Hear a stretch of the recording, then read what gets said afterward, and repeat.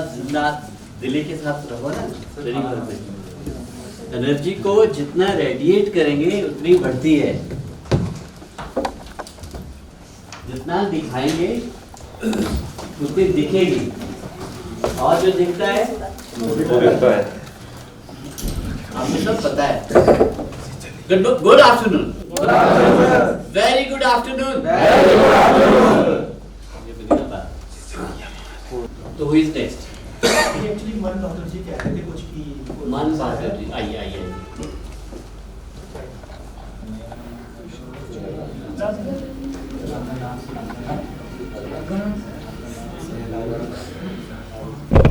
नमस्कार साथियों। एक बार और कहना चाहता हूँ, यहाँ पे कोई इम्तहान नहीं है जहाँ पे पास फेल होना है। यहाँ पे अगर फेल भी होते तभी पास ही समझ ये क्लियर है। नंबर 1, नंबर 2, हम एक दूसरे से सभी से सीखते हैं। यहाँ कोई सिखावा नहीं है, हम भी आपसे सीख रहे हैं और हम एक दूसरे से सीखते हैं। इसलिए सह प्रशिक्षण हो रहा है, इसलिए बिंदास होके पार्टिसिपेट करो। किसी तरह का उन्होंने कहा था, किसी ने कहा था कि स्ट्रेस में सभी लोग हैं, ये लगे हुए हैं कश्मकश में कि पता नहीं क्या पूछेंगे, क्या पूछेंगे, क्या पहाड़ गिरेगा फिर नहीं आएगा। तो यहाँ सब चीजें सबको आती है क्या इस दुनिया में? नहीं आती है ना, तो नहीं है, नहीं है तो क्या हुआ? हो सकता है हम किसी दूसरी फील्ड में मास्टर हो, अच्छे हो। ये बात जो यहाँ से क्लासरूम में पूछी जा रही हो नहीं आती हो, तो ये सबके साथ ऐसा होता है। हमसे भी कुछ आपकी इंजीनियरिंग या पानी के बारे में पूछेंगे, हमें भी नहीं पता चलेगा ना, हम तो उसके एक्सपर्ट नहीं, आप उसके एक्सपर्ट हैं। इसलिए ये बिल्कुल महसूस न करें नहीं आता, नहीं आता, सबको सब कुछ नहीं आता। तो ये इस सिद्धांत को हमने स्वीकार करना है बिंदास होके। लेकिन यहाँ पे हम ऑब्जेक्टिव हमारा एनालिटिक होना है। हम जीवन के व्यवहार में बहुत सारी चीजों को सामान्य नजरों से देखते हैं। नजरें सामान्य ही होनी चाहिए, लेकिन वो एनालिटिक होनी चाहिए। आप भेद कर सके, आप क्लासिफाई कर सके, अलग अलग तरीके से देख सके, तो जो आपका देखने का जो नजरिया है ना वो शार्पन हो जाएगा, तीव्र हो जाएगा, तीखा हो जाएगा। तो इम्पोर्टेंट है। यहाँ पे हम क्यों आपको कह रहे कि आपने 3, 4, 5 बातों में अपनी वक्तव्य को बांटना है। इसलिए बांटना है ताकि आपको डिफरेंस पता चल जाए कि जनरल बात में और स्पेसिफिक बात में फर्क क्या होता है। वो फर्क हमारे माइंड को जब पता चलेगा तो हम सही बात का सही तरीके से उत्तर भी दे पाएंगे। मेजॉरिटी में आपने देखा होगा, मैं तो बहुतों के साथ 60% लोगों के साथ मेरा एक्सपीरियंस ये है, अगर हम कुछ प्रश्न करते हैं उसका उत्तर उसी तरीके से नहीं मिलता, वापस उत्तर कुछ और ही मिल जाता है। जो हम पूछते हैं जो आप सीधा मिलना चाहिए, जो आप कुछ और ही मिलता है। तो क्योंकि हम एनालिटिक नहीं होते, हम उसका विश्लेषण नहीं कर पाते हैं प्रश्न का ठीक से, और हम स्पष्ट नहीं होते हैं, ये नहीं भेद जान पाते हैं कि किस बात का क्या उत्तर कैसे मिलना चाहिए, और इसमें अगर दूसरी बात जोड़ेंगे तो उसका अर्थ कुछ और हो जाता है, हमें पता कई बार नहीं चलता है। तो इसलिए ट्रेनर को एनालिटिक होना बहुत जरूरी है, जो डिफरेंशिएट कर सके। तो ये डिफरेंशिएशन की प्रोसेस है, बिकॉज आपने ट्रेनर बनना है। तो अगर आप डिफरेंस नहीं देख पाएंगे चीजों में, तो फिर बहुत सारी चीजें मैस होती जाएगी। तो उस अप्रोच को बनाने के लिए ही यहाँ पे ये जो प्रयास हो रहे हैं, आप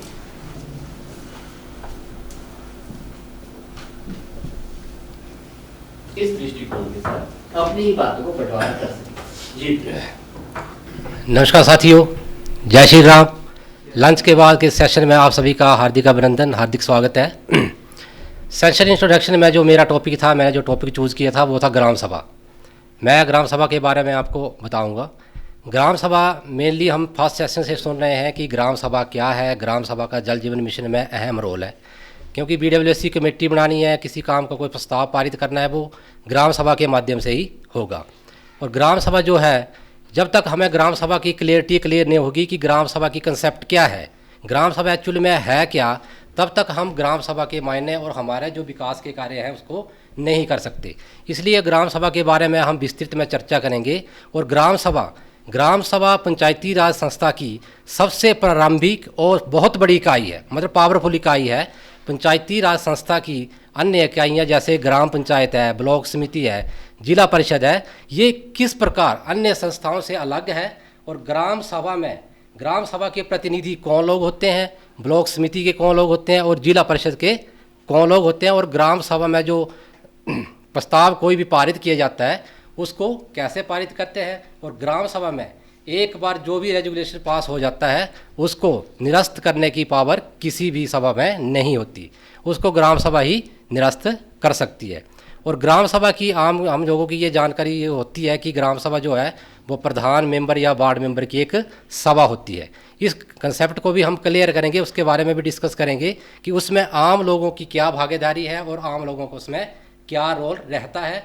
और ग्राम सभा की जो कार्रवाई है वो एक्चुअल में कहाँ से स्टार्ट होती है और किस तरीके से उसको कॉलमबद्ध किया जाता है और कैसे उस कार्रवाई को जो है क्लोजिंग की जाती है, तभी वो ग्राम सभा जो है वो पूर्ण मानी जाती है। धन्यवाद। हाँ जी, कुछ कहना है? किसी ने कुछ कहना है? Link to previous topic, link तो हल्का सा टच किया, हल्का सा और स्पष्ट हो सकता था, पर अगेन आउटकम पे बात हो पाई। फिर आप जब ये ग्राम सभा के बारे में सेशन देंगे तो सिंपल आप क्या होगा, क्या मिलेगा इनको, वो चीज थोड़ी सी मिस हुई। और स्ट्रक्चर में भी आपने 3-4 बातें कही है, लगभग छोटे-छोटे तौर पे ओवरऑल ये है, बट ओवरऑल प्रयास आपका अच्छा है। Good, fine. मेरा टॉपिक पानी के ऊपर है सर। जीवन जीने के लिए जल की आवश्यकता काफ़ी ज़्यादा होती है सर। जल ही जीवन है, इस बात को कोई नकार नहीं सकता। जल का ना तो कोई कलर है, ना तो आकार है, ना तो इसकी कोई खुशबू होती है। बिना कार वाला यह पदार्थ सबके लिए ज़रूरत बन चुका है। हमारी पृथ्वी में आज के समय में जल की मात्रा 70% है। इसका 0.02 भाग ही स्वच्छ है। बाकी शेष भाग महासागरों में, जो कि खारा पानी है। मानव शरीर 70% भाग पानी से बना हुआ है। एक वयस्क व्यक्ति को प्रतिदिन 2 से 4 लीटर पानी पीने की आवश्यकता होती है, परंतु पानी एक सीमित संसाधन है और अनेक कारण इसका उपलब्धि को कम और दुरुस्त कर रहे हैं। यदि हम ठीक है जनाब, पढ़ना नहीं है जी, ट्रेनर पढ़ता नहीं। आप ही बंद कर दो कॉपी। अच्छा, बंद करो, अब बोलो, कॉपी बंद करके बोलो आप क्या बोलना चाहते हैं। ट्रेनर तो पढ़ेगा नहीं ना, चलो आप इसको रखो ना। अब बोलो आप पानी के बारे में। सुना जी, ये पानी के बारे में बोल रहे हैं, कैसा पानी है, पानी की जरूरत क्यों है, महत्ता क्या है, अब बताओ। इनको किसी को कुछ पता नहीं है पानी के बारे में, गप्पे में आते रहते हैं सुबह से शाम तक, इनको कुछ पता नहीं है। यू आर द एक्सपर्ट, समझाओ इनको। आप बढ़िया बोल सकते हैं, आपका बहुत अच्छा आएगा, गला बहुत अच्छा है आपका। आप चाहे तो एक गजल गा ले, बोलो। हाँ जी, गुलाब सिंह। आप गुलाब के बारे में बोलो, कोई बात नहीं, आप अच्छा बोल सकते हैं।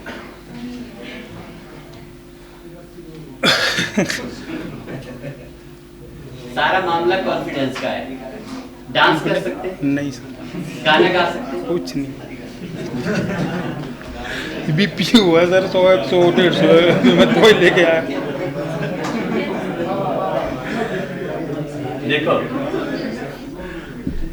मैं आप यही रहेंगे। भगवान ने मनुष्य को इतना अद्भुत बनाया है कि हमारे भीतर तमाम ज्ञान और कला है, अंदर है सबके। फर्क कहाँ आता है, कुछ लोग उसका इस्तेमाल करते हैं, प्रैक्टिस करते हैं, उनकी खुल के दिखनी शुरू हो जाती है वो कलाएं, और कुछ लोग छुपे रहते हैं, प्रयास ही नहीं करते, उनके अंदर वो दबी रहती है। तो ऐसा नहीं है, आपको पता नहीं है, ऐसा नहीं है कि आप कर नहीं सकते, आप पता भी है आपको, सब कुछ आप और भी बढ़ जा सकते हैं। मसला ये है कि आपने प्रयास नहीं कर दिया। पहली बार पहली बार आए हो जैसे मिट्टी को मैंने कभी की। पहली बार आए, पहली बार इसलिए तालियां। देखो जो लोग तो प्रैक्टिस में ऑलरेडी हैं, उनके लिए वहां जाना, बात करना तो आम बात है ना, बहुतों के लिए आपने से। जो लोग पहली बार आए हैं और वहां 10 मिनट खड़े रह जाएं, नजरों में नजरें मिलाएं और कुछ कह लें, बड़ी बात है। गुलाब जी जीवन में ऐसा अवसर कहीं नहीं मिलेगा आपको, कहीं नहीं मिलेगा, और इतना बेहतर अवसर आपको मिला है क्योंकि वाजपेयी जी होते तो दुनिया सुनने वाली खड़ी हो जाती है कि वाजपेयी जी का भाषण सुनने जाते हैं, उनका बोलने में कुछ जादू है सब। लेकिन अगर हम आप जाएंगे तो लोग खड़े नहीं होंगे, सुनने के लिए मिलेंगे नहीं लोग। और आप कितने खुश नसीब हैं, इतने सारे एक्सपर्ट आपको सुनने के लिए। सोचो ऐसा माहौल मिलेगा कहीं? घर जाने के बाद ये सब लोग आपके लिए सुनने के लिए आएंगे कभी क्या कि गुलाब जी बोलो, आप सुनो, नहीं आएंगे ना। तो ये अवसर यूनिक है, एकमात्र अवसर है, दोबारा ऐसा मौका नहीं मिलेगा। आप बोलो, बिंदास बोलो। सच बात ये है, जो आप बोलना चाहते हैं उसके बारे में किसी को जानकारी नहीं है।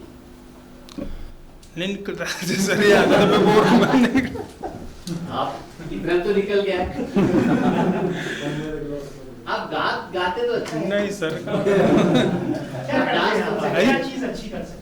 कुछ भी नहीं। जिंदगी में इतने बड़े होते हैं, कोई कुछ तो किया होगा, ऐसा नहीं, ऐसा नहीं हो सकता। जब आपने इंटरव्यू दिया था तब आप काम क्या है आपका? Work inspector. सुनो जी, ये वर्क इंस्पेक्टर है। वर्क इंस्पेक्टर क्या काम, पिछले 3 महीने में क्या काम किया आपने, समझाओ जरा सबको। कुछ काम किया है ना, डिपार्टमेंट ने तनख्वाह दी है, इसका मतलब काम किया है। क्या काम किया वो तो आप बता ही सकते हैं ना, बताओ। काम वही होता है सर, जैसे कोई मोटरें जल जाती है उनको तो मतलब इसमें भेजना, हमने ठेकेदार को मतलब जहाँ ठीक करवाने के लिए तो मैकेनिकल में भेजना, कहीं लाइन वगैरह टूटी है, कहीं सामान प्रोवाइड करना मैंने, जैसे बिल है कुछ है, मतलब ABC जो भी है। और फिर उसके बाद अब तक JJM का काम चला हुआ है, उनका मतलब उनको कलेक्ट कर रहा हूँ, उनका मतलब रजिस्टर मेंटेन कर रहा हूँ, सब कुछ कर रहा हूँ ना जी। ऐसे ही चला हो, मतलब आज उस साइड है, दिन में 50-100 फ़ोन चले रहते हैं, सभी को अटेंड करना है।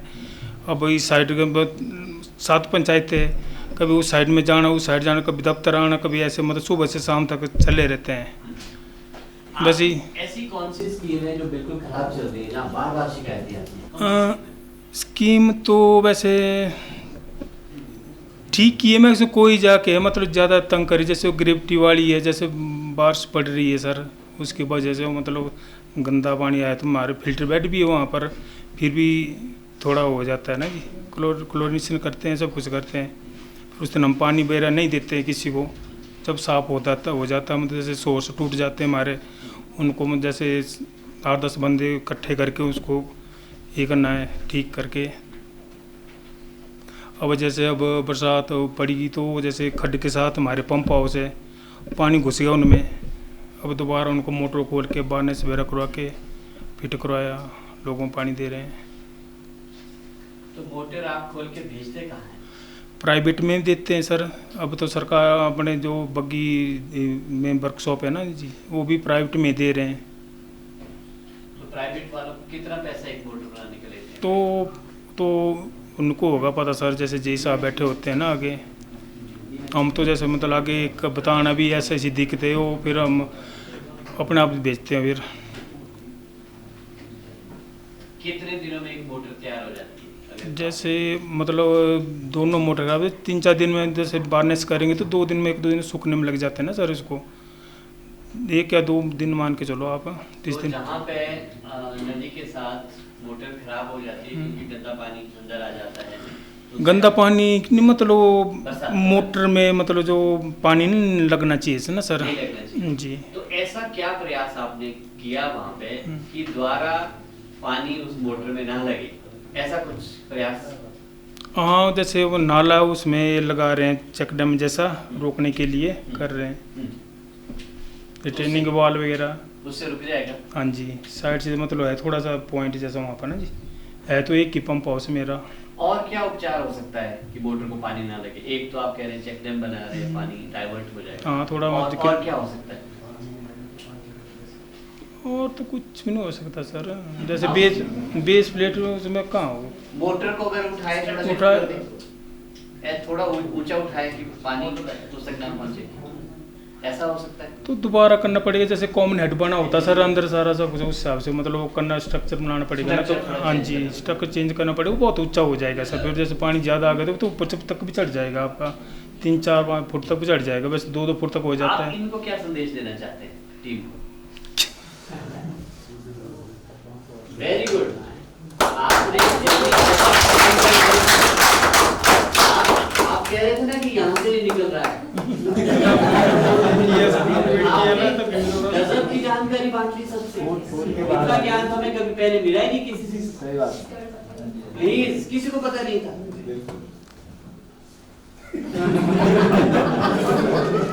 इतनी बड़ी जानकारी लेकर यू आर एक्सपर्ट।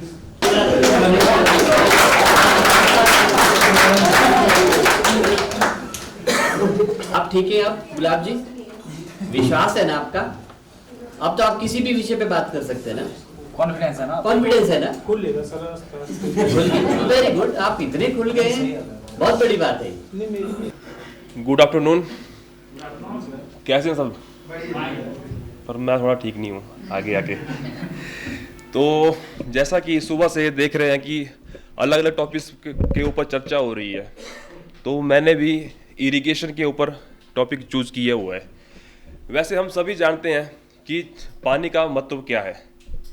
जैसा कि जो जल का महत्व हमारे जीवन में हमारे लिए है, वैसा ही कृषि के लिए, पौधों के लिए भी उसका वही महत्व है। कृषि में सिंचाई का बहुत महत्वपूर्ण स्थान होता है।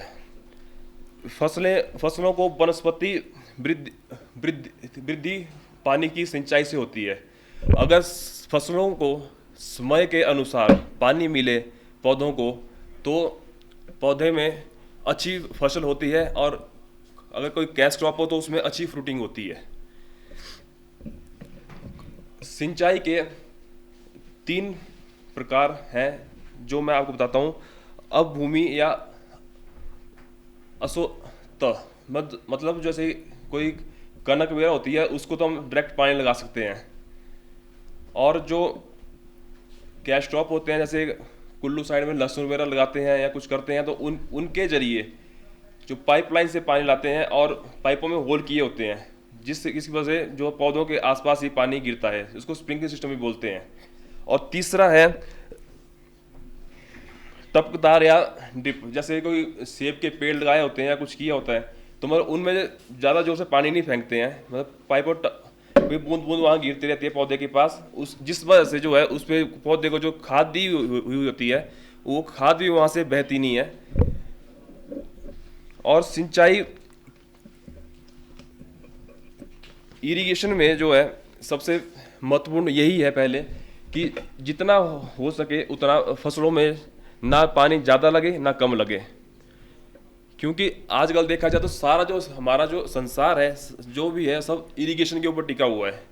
अगर किसान काम करेगा तो आगे हम लोग अन्न खाएंगे और आगे उनको कैश क्रॉप करके अपनी आजीविका भी उसी से कमाते हैं। उसके बाद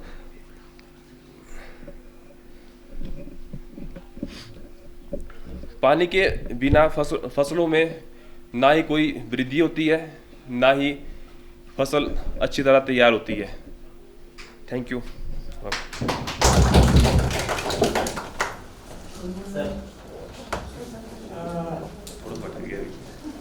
थोड़ा कॉन्फिडेंस रखो, सीधे आएंगे।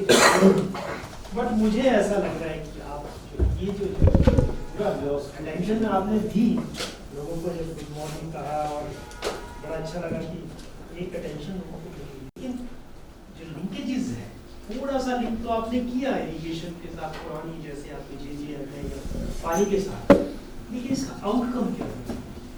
जो आप बात बोल रहे थे, फसल बढ़ेगी, आउटकम मतलब जो सारा आप इरिगेशन देंगे, सिर्फ फसल बढ़ेगी? ये एक आउटकम पे मुझे थोड़ा सा एक स्ट्रक्चर डिफाइन करें। स्ट्रक्चर आप कहना क्या चाहते थे? आपने ना सारा एक्सप्लेनेशन कर दिया, शुरू एक्सप्लेनेशन कर दिया और मोटिवेशनल है कि हम ये चीज करें, वो आप थोड़ा सा सिंपल ड्रिप इरिगेशन पे तो आए, लेकिन उसके इस तरह उसको थोड़ा सा एक्सप्लेन करने की जरूरत है। मुझे लगता है एक बार आप दोबारा अगर करें, इन चीजों को ध्यान दें, क्योंकि लिंकेज मतलब थोड़ा मतलब आपने बहुत अच्छा प्रयास किया, लेकिन इन चीजों में कहीं कमी है। वो सर नेक्स्ट टाइम जो 15 मिनट के लेक्चर में जो होगा इसी के ऊपर बोलेंगे। Fine, thank you.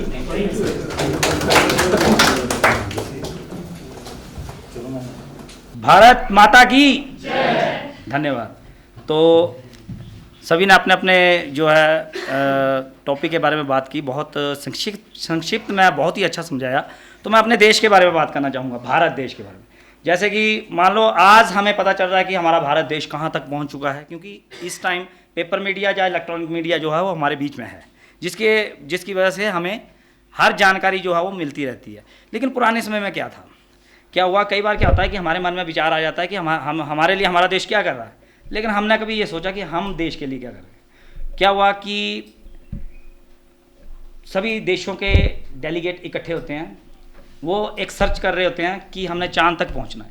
तो चांद तक पहुंचने के लिए क्या करना पड़ता है कि उसकी दूरी को नापना है कि कितनी दूरी है। लेकिन उसमें क्या था, जो भी थे विद्वान उस वक्त लगे हुए थे, जिसमें भारत शामिल में भी नहीं था, तो उन्होंने क्या किया कि 1 से लेकर 9 तक तो गिनती जो है वो 1 2 3 4 5 6 7 8 9 तक तो लिख दी, लेकिन उसके आगे बढ़ना उनके लिए मुश्किल हो गया था। तो उसमें क्या था, वैसे तो जीरो का जो था, जो 628वीं ईस्वी में ब्रह्मगुप्त जी ने इसका मतलब जीरो का वो किया था, लेकिन आर्यभट्ट के नाम से ज़्यादा जाना जाता है कि इन्होंने जीरो दिया था। तो उसमें क्या हुआ था कि जब भारत को भी इसमें शामिल किया गया, तो भारत ने क्या दिया, इसका मतलब आप मुझे सुन रहे हैं अच्छे से, है ना। तो भारत ने क्या दिया, जीरो। तो उसके बाद क्या हुआ, जब जीरो दिया मेरे भारत ने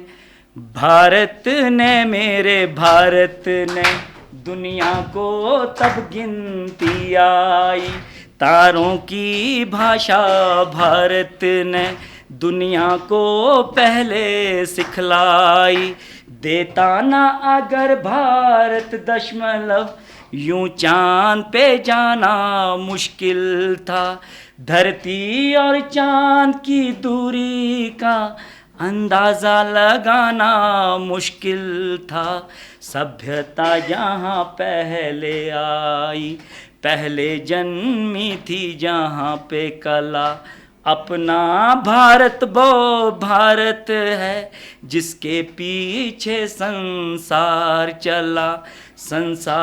चला और आगे बढ़ा, भगवान करे ये और बढ़ता ही रहे और फूले फले। धन्यवाद।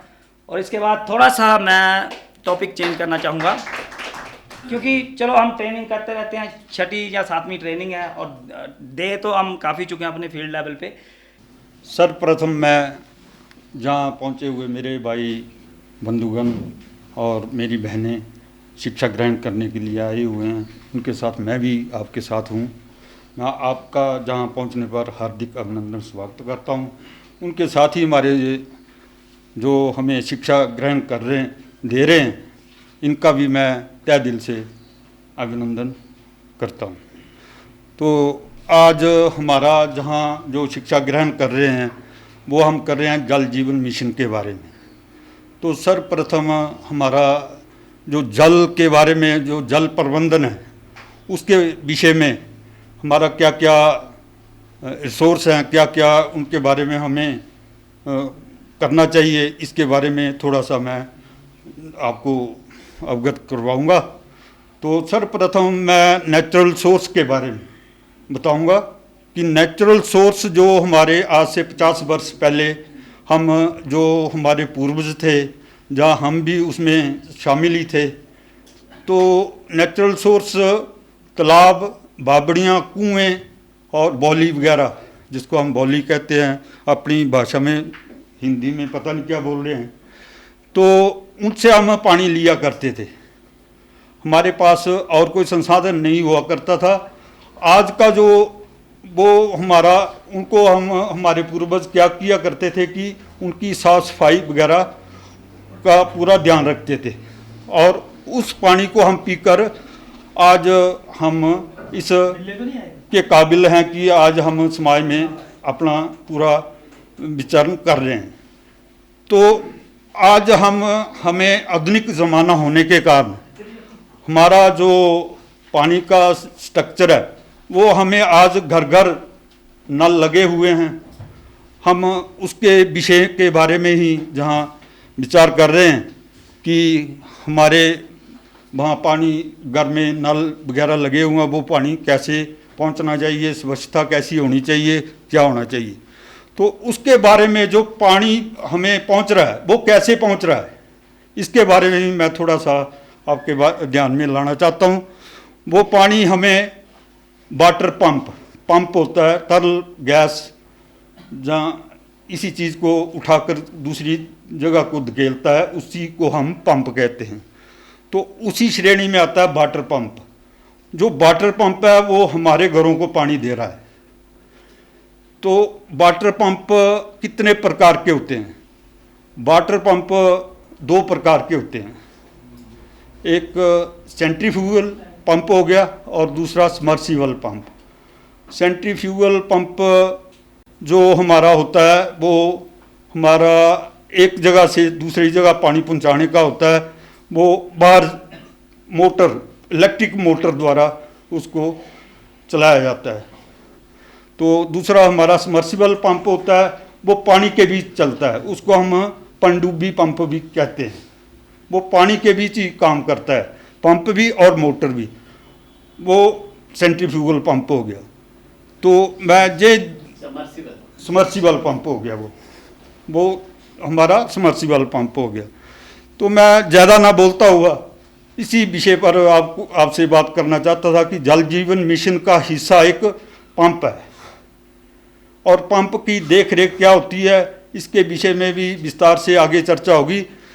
तो मेन पार्ट्स जो होते हैं पंप के, उसका मैं एक मेन पार्ट्स के बारे में बोलूँगा कि उसका इम्पेलर, पंप के इम्पेलर होते हैं जो पानी को धकेलने का काम करते हैं।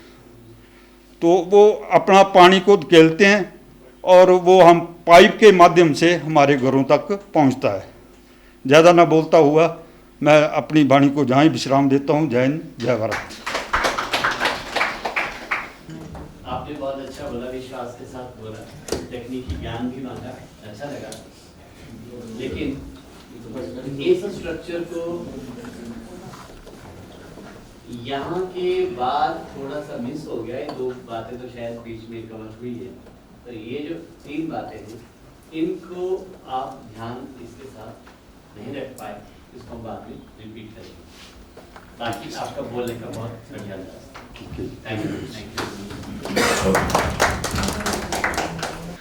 मेरी आवाज़ की दायरे में आने वाले मेरे प्यारे साथियों, आप सभी को मेरी तरफ से प्रणाम। मैं जल शक्ति मंडल नूरपुर के अंतर्गत एज ए BRC के पद पे नियुक्त हूँ, और मुझे अपने इलाके में, एरिए में सैंडी के नाम से ज़्यादा जाना जाता है। और जो आज का मेरा जो टॉपिक है वो है जल की वास्तविक हकीकत। एक छोटी सी बात आपसे शेयर करूँगा मैं। आप सभी कोल्ड ड्रिंक पीते हो कि नहीं पीते हो? जब आप कोल्ड ड्रिंक को खोलते हो तो क्या होता है उसके बाद, बताना चाहेगा कोई? जैसे खोलते हैं वैसे की आवाज़ आती है, गैस निकलती है बाहर, मतलब कोल्ड ड्रिंक बाहर आ गई है नहीं। और मैंने उस कोल्ड ड्रिंक को जैसे मर्जी हिलाया, मतलब वो बाहर आ गई। इसका मतलब ये वो लोग हैं जो BWSC कमेटी में हमें बहाने मारते हैं कि मैनू बड़ा काम है, ठीक है जी, ये वो लोग हैं। और सर आपकी बोतल तो है नहीं जहाँ पे, है ना, इससे काम चलाते हैं। ये पानी की बोतल है, ठीक है जी, इस पानी की बोतल को ऐसे करूं, मैं ऐसे करूं, ऐसे करूं, थप्पड़ मारूं, ऐसे करूं, ओह खुल गई। अब इसका ढक्कन खोलूंगा, क्या ये बाहर आएगा पानी? ये हम जैसे लोग हैं जो डीठ बन के वहां पे खड़े होके उन लोगों को समझाते हैं, है कि नहीं है? हम ही लोग हैं। हम बार बार पंचायतों में जाते हैं। वास्तविक हकीकत की क्या बात करना चाहता हूं मैं, आपका ध्यान अपनी तरफ ऐसे एकत्रित करना चाहता हूं कि मैं किन टॉपिक पर कल बात करूंगा। मैं आप जहां पे लोग सब आए हो, आप भी पानी बर्बाद कर रहे हो, मैं भी कर रहा हूं, शायद आपने भी ऑब्जर्व किया होगा, सर भी कर रहे हैं। वो हम इस टॉपिक पे कल बात करेंगे। देखिए, हम गिलास, बाथरूम, टैंकियां, शॉपकीपर और भी एक्स्ट्रा इससे बड़ी आगे भी हैं जो कल मैं इस टॉपिक में आपके ध्यान में लाऊंगा कि हम कैसे पानी बर्बाद करते हैं। आप मेरे से ज्यादा ज्ञानी हो, मैं ज्यादा पढ़ा लिखा भी नहीं हूं, आप ज्यादा ज्ञानी हो, आपको मेरे से ज्यादा नॉलेज है, लेकिन फिर भी मैं छोटी सी बातें आपसे शेयर करूंगा। अगर आपको नॉलेज हो, अगर आपके वो ध्यान में होगी तो ठीक है, अगर नहीं ध्यान में होगी तो बता देना कि सर आपने अच्छा बता दिया हमें, ठीक है। उसके बाद इसके नतीजे क्या होंगे? नतीजे आपके ये होंगे इसके कि जो मैं आपको बातें बताऊंगा वो आप अपनी दिनचर्या में लेकर आओगे, क्योंकि मैं भी लेके आया था, ठीक है।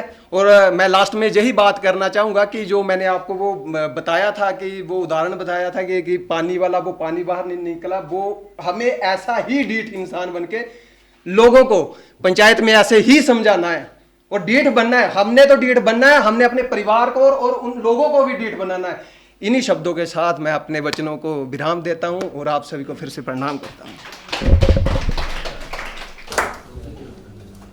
आपने इसको कैसे एक्सप्लेन किया अपनी बात में? आपने बहुत अच्छा बोला, कॉन्फिडेंटली बोला, क्योंकि ये चीजें कहाँ कवर हुई आपके हिसाब से? सर मेरा अटेंशन तो कवर होगी, उसको जो मैंने जो बताया जी, हाँ, इसमें कवर वाटर ठीक है जी। और जो लिंक किया, जो हमने जो पीछे की जो चीजें भी हुई है ना, जब मैं इनको उस चीज में बताऊंगा तो जिन सबका माइंड फिर से फ्रेश हो जाएगा कि कुछ चीजें जो हमने जहाँ नहीं सीखी वो उससे सीख ली, चाहे मेरे को आती हो या ना होती, वो सब मैं कल प्रैक्टिकल में बताऊंगा, ठीक है। और कम नतीजे भी वहीं भी आ जाएंगे, मेरे आ जाएंगे, जहाँ मुझे बुरा बोल रहे हो स्ट्रक्चर में मेरे आ गया, गिलास वगैरह, बाथरूम वगैरह, टंकियां वगैरह, ये मेरे स्ट्रक्चर में आ गई सर।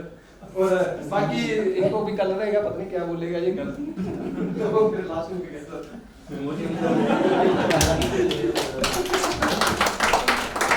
आपने अपने हिसाब से अच्छा कर लिया सबके हिसाब से ऐसा नहीं है सर। नहीं ना हो सर, मैं वही तो बोला सर, ये ज्यादा पढ़े लिखे हैं मेरे से। तो प्रयास आपका अच्छा, थैंक यू सर। प्रयास अच्छा, very good, great, thank you. आपके नाम है Sandeep? Sandy Thakur sir. Sandeep sir लिखते हैं, सिकंदर ही लिख लीजिए सर। हेलो सर, नमस्कार।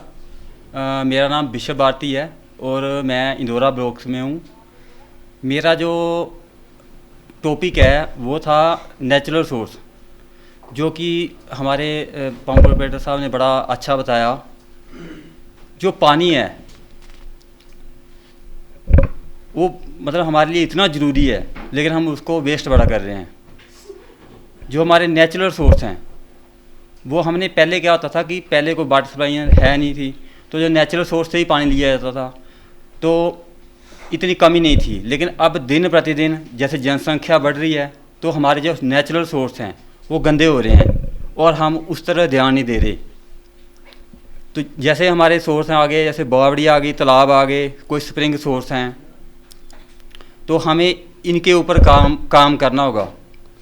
तो इसलिए एक हमारे गांव में एक सोर्स था, मतलब हमारे जो गांव में एक कुआं था, तो हमने उसको क्या होता था कि बार बार कभी उस पर बिल्ली पड़ जाती थी, कभी कुत्ता पड़ जाता था, तो हमने उसको बंद करवाया। और एक हमारे गांव की ओर से उन्होंने बोला कि इसके ऊपर हैंडपम्प लगा दो। उससे क्या हुआ कि आज भी आप चले जाइए वहाँ पे, तो कोई बच्चा होगा छोटा, वो भी ऐसे हैंडपम्प गेड़ के वो पानी निकाल देगा, और आज वो सोर्स चला हुआ है। नहीं तो क्या था कि वो सोर्स सूख जाता है। Thank you sir. जनाब ये कैसे कवर किया आपने? दो ही हुए, दो ही हुए। बाकी धीरे धीरे होंगे सर। थैंक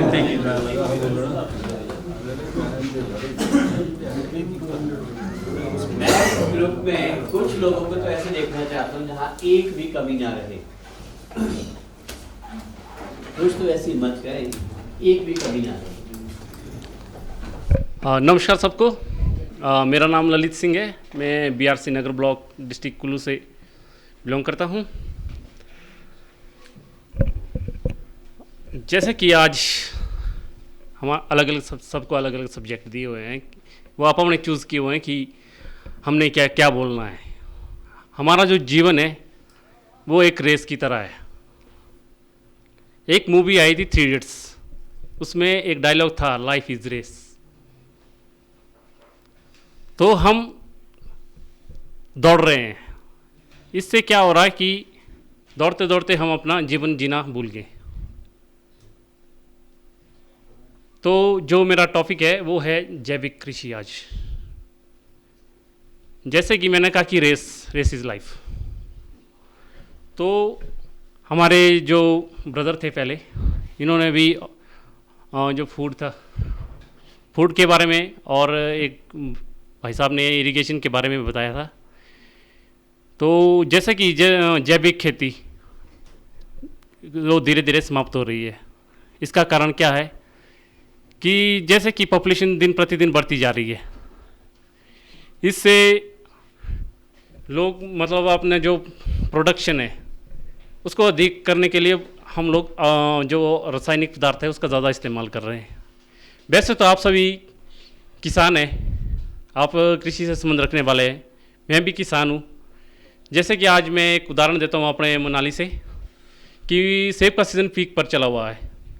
तो सेब को तैयार करने के लिए हमारे वहाँ किसान रासायनिक पदार्थों का इस्तेमाल कर रहे हैं। जैसे सेब को पकाने के लिए एक स्प्रे की जाती है, उसका नाम है ईथर। उसमें सेब जो है 10 से 15 दिन में तैयार हो जाता है। अगर हम उस चीज़ को खा लें तो ऑटोमेटिकली उससे बीमार हो जाएंगे। वो सेब ना तो ज़्यादा देर टिक पाता है, और मतलब ना ज़्यादा उसे खा के बीमार भी पड़ सकते हैं।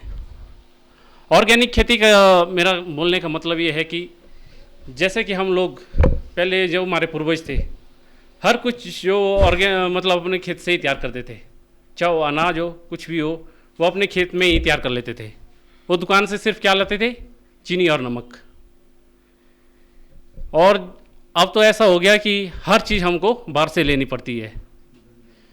मतलब पहले तो हम लोग चावल भी, दालें जो भी हम पहले इस्तेमाल करते थे वो सारा कुछ हम लोग अपने घर से ही तैयार करते थे। अब ये चीज़ें बहुत ज़्यादा ख़त्म हो चुकी है। इसका कारण क्या है कि जो हमारी खेती है वो बदल चुकी है। इससे मतलब जो हमारे नुकसान हो रहा है उसको वो तो हमारे पहले ही दिखाई दे रहा है कि जो हम लोग रासायनिक चीज़ें खा रहे हैं इससे बहुत ज़्यादा बीमार भी हो रहे हैं, और ख़र्चा भी बहुत ज़्यादा बढ़ रहा है। ये भी एक रेस ही लगी हुई है, दौड़ लगी हुई है, जो कि हमारे लिए बहुत ही नुकसानदायक चीज़ है। तो मेरा कहने का मतलब है, जैसे भी हम अब धीरे धीरे चला हुआ है कि एक राज्य सिक्किम है, वहाँ पर जो है अपरंपरागत कृषि द्वारा से की जा रही है। वैसा ही मेरा कहना है कि अब हिमाचल में भी ये चीज़ द्वारा से लागू हो, कि हम भी परंपरागत जो हमारी पुरानी कृषि थी उसे हम उस पर ज़्यादा ध्यान दें, जिससे हमारा स्वास्थ्य भी ठीक रहे, जो मिट्टी के उपजाऊपन है वो भी ठीक रहे, और हमारा जो स्वास्थ्य है वो भी ठीक रहे। तो जो मेरा ये आज का टॉपिक था, मैं ज़्यादा नहीं बोलूँगा। धन्यवाद।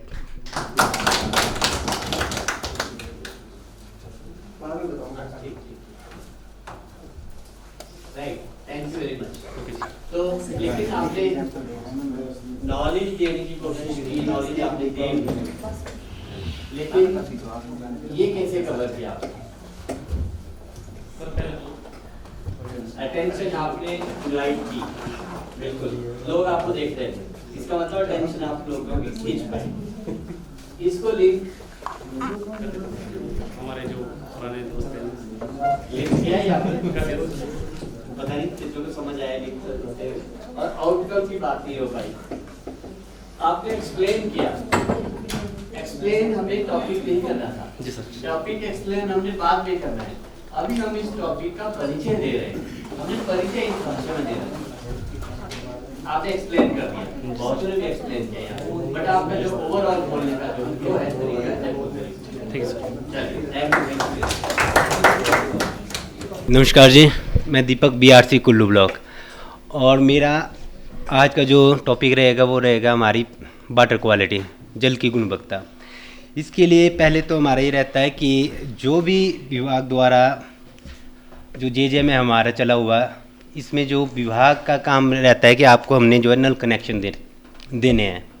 अब ये रहता है, और इसमें ये भी है कि नल कनेक्शन देने के साथ साथ जो हमारा पानी है वो हमारा शुद्ध भी होना चाहिए, ये चीज़ें रहती है। और इसके लिए क्योंकि ये चीज़ें पानी की शुद्धता की जांच इसलिए होनी ज़रूरी है क्योंकि मैक्सिमम बीमारियां जो होती हैं हमारे अशुद्ध पानी पीने की वजह से रहती हैं, और उसमें से आपके जो मेन रहता है हमारा, एक तो केमिकल कंटेमिनेशन रहती है, एक होती है आपकी बैक्टीरियोलॉजिकल कंटेमिनेशन।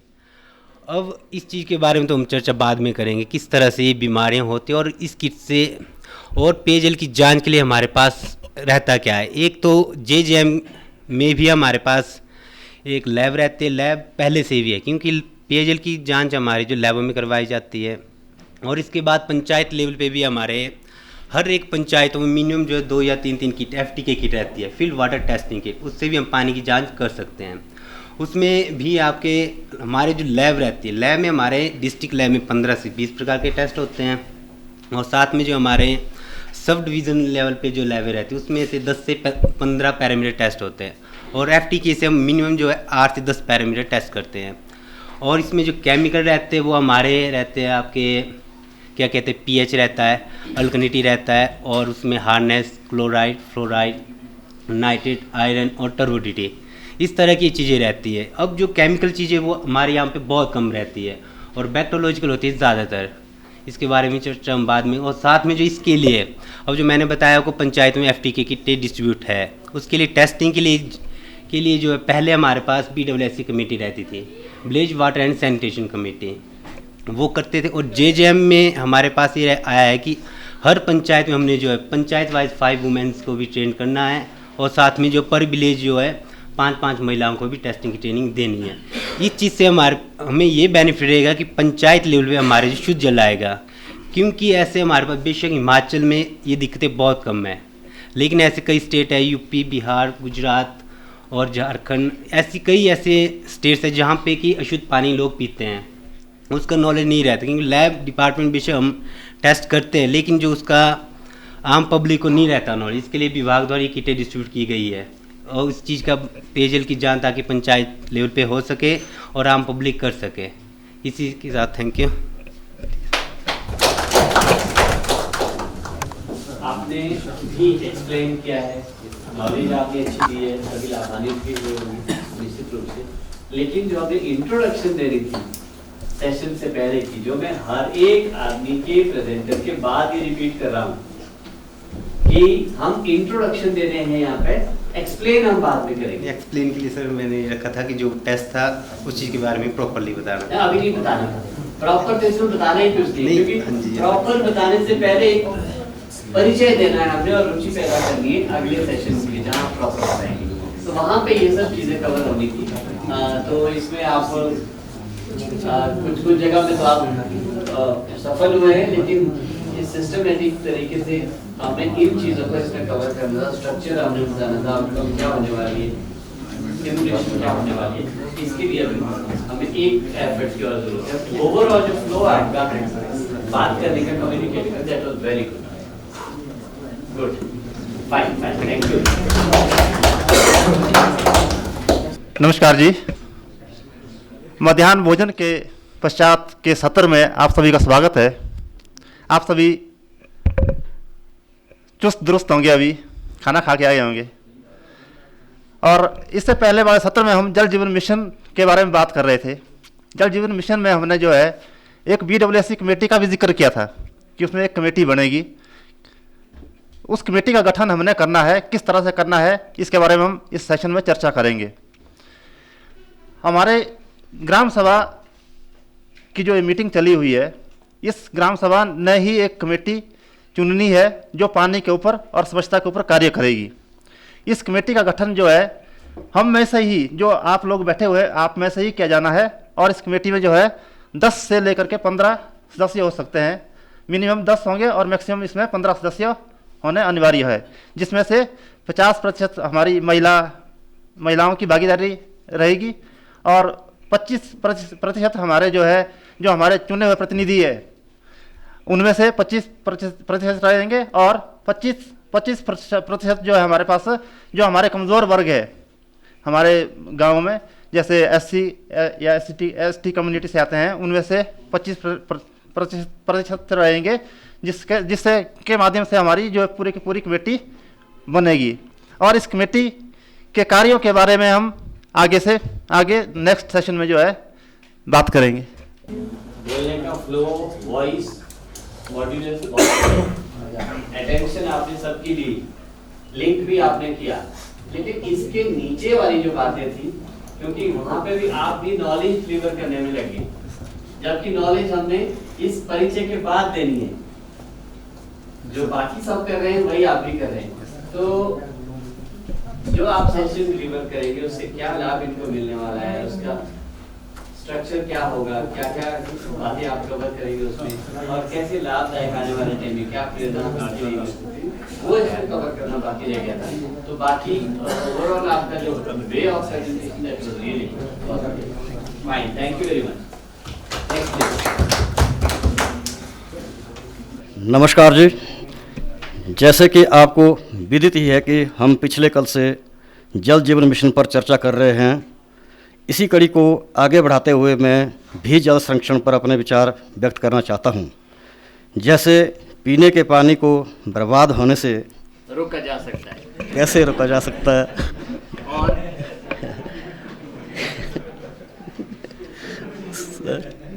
ट्रेनर के लिए किताब पढ़ना नहीं है इम्पोर्टेंट, आप ऐसे बोल,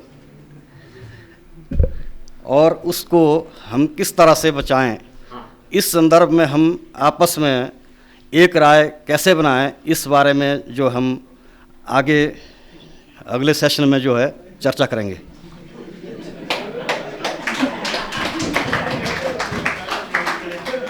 ट्रेनर स्मार्ट होना चाहिए, मानते हैं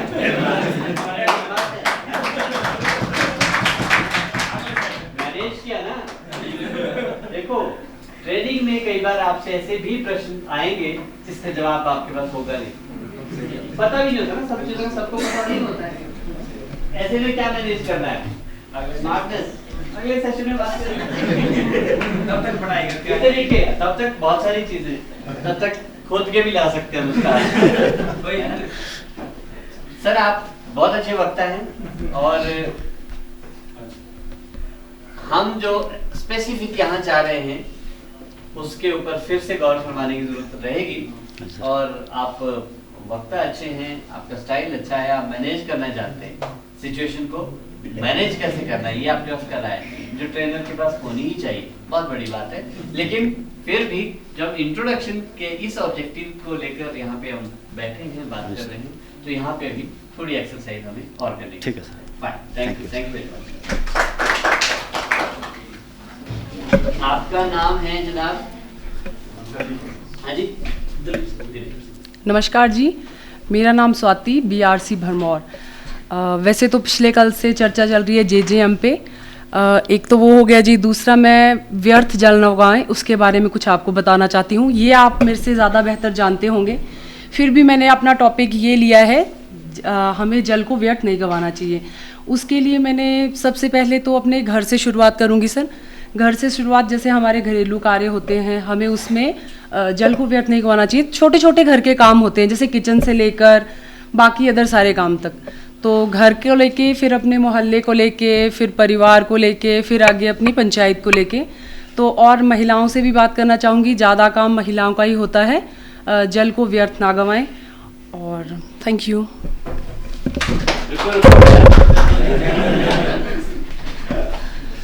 ऐसा कैसे जा सकते हैं? Sorry sir. क्या फीडबैक है जिनका? बहुत बढ़िया। Thank you. ये सब आपके इलाके के लोग हैं। Yes sir, thank you so much. ये पक्षपात है।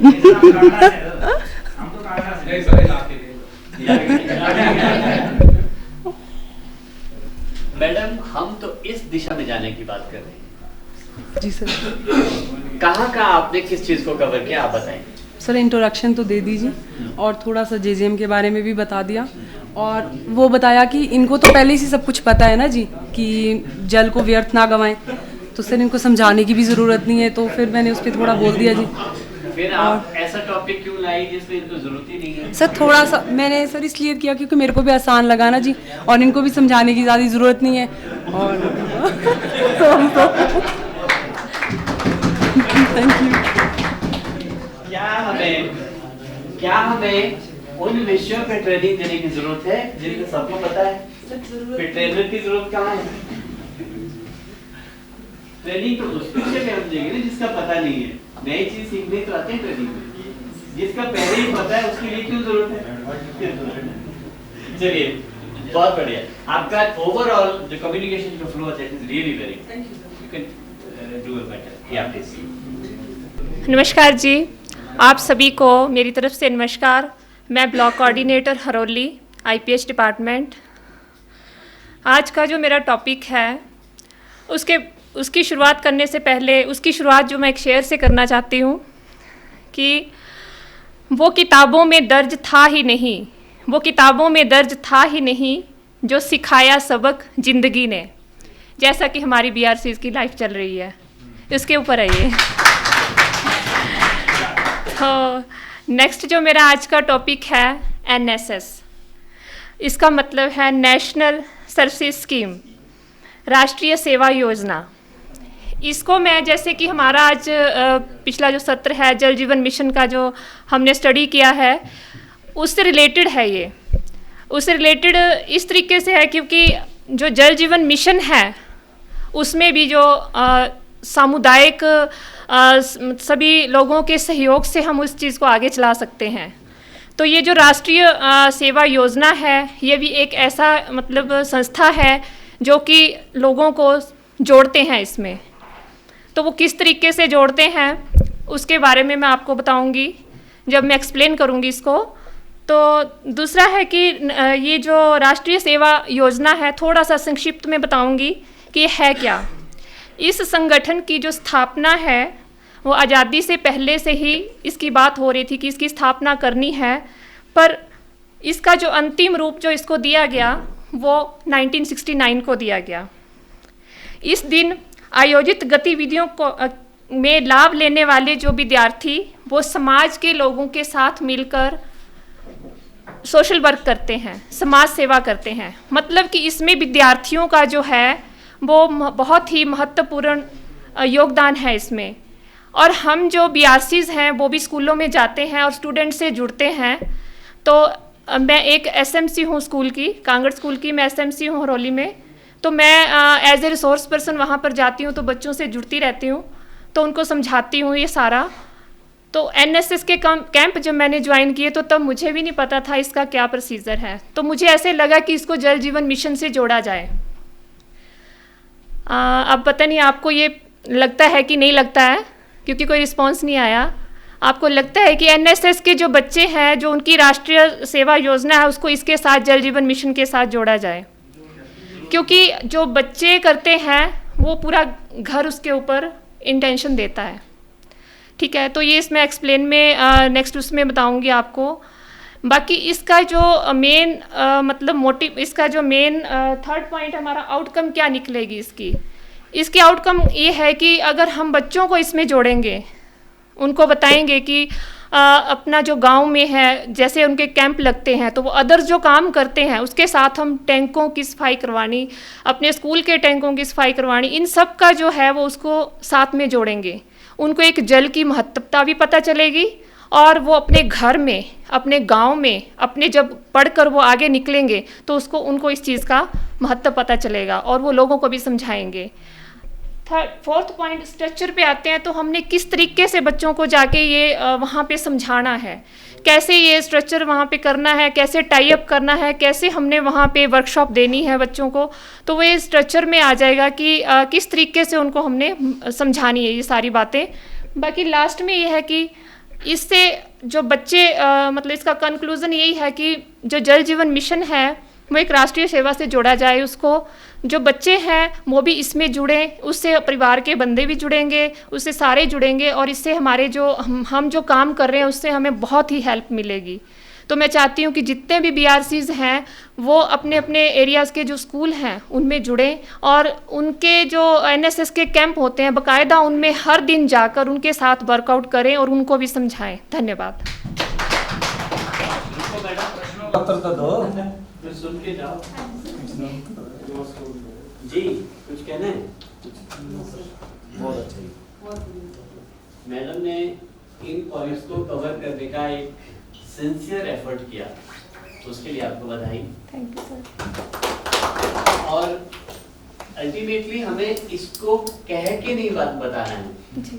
हम हाँ ये विषय वस्तु का परिचय दे रहे हैं जी सर। हम उसको ये नहीं बोलेंगे उसकी आउटकम ये होगी, उसका स्ट्रक्चर ये होगा, इसका ये होगा, ये नहीं हमने कहना है। ये चीजें ऑटोमेटिकली आपके शब्दों से निकलनी चाहिए। हम जो कहेंगे वो प्रेरणा करने वाले होने चाहिए, हम जो कहेंगे उससे स्ट्रक्चर समझ आ जाना चाहिए लोगों को। इन सब टॉपिक्स पर बात होने वाली है इस बड़े टॉपिक में, और इससे क्या लाभ होने वाला है, क्या हम पाएंगे इससे, ये भी हमारे शब्दों से पता चलना चाहिए।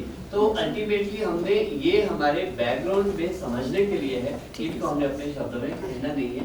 नंबर 2, हमने विषय को एक्सप्लेन भी नहीं करना है, यहाँ सिर्फ परिचय इतना कहना है कि परिचय हो जाए, बाकी डिस्क्रिप्शन तो हम डिटेल में बाद में करने वाले हैं। But overall your effort was very good. नमस्कार जी। सभी ने अपने अपने विषय के बारे में बढ़िया जानकारी दी। मेरा विषय कुछ अलग हटके है, महिला सशक्तिकरण।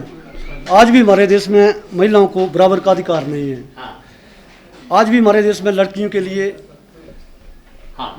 लड़की के लिए शिक्षा का प्रावधान, प्रॉपर शिक्षा का प्रावधान नहीं है। लड़कों को जहाँ लड़कियों को पढ़ाया जाता है, जहाँ एक पुरुष जो है वो एक पुरुष शिक्षित होता है, और लड़कियों को जो महिलाओं को पढ़ाया जाता है जहाँ पूरी पीढ़ी शिक्षित होती है। आज भी कागजों में हमारा जो सरकार बोलती है कि कागजों में महिलाओं को बराबर का अधिकार है, अर्थात ऐसा कुछ भी नहीं है। कागजों में ऐसा कुछ नहीं है। लड़की को इसलिए पढ़ाया जाता है क्योंकि उसको अच्छा घर मिले, ना कि उसको अपने पैरों पे खड़ा किया जाए।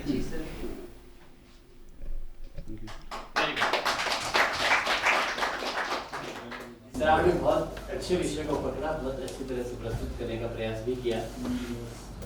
संक्षिप्त था क्योंकि कॉपी बंद करनी पड़ गई थी, पर ये जो व्यवस्था थी, ये व्यवस्था को अभी समझना और इसको लागू करने के लिए हमें थोड़े और प्रयास की जरूरत है।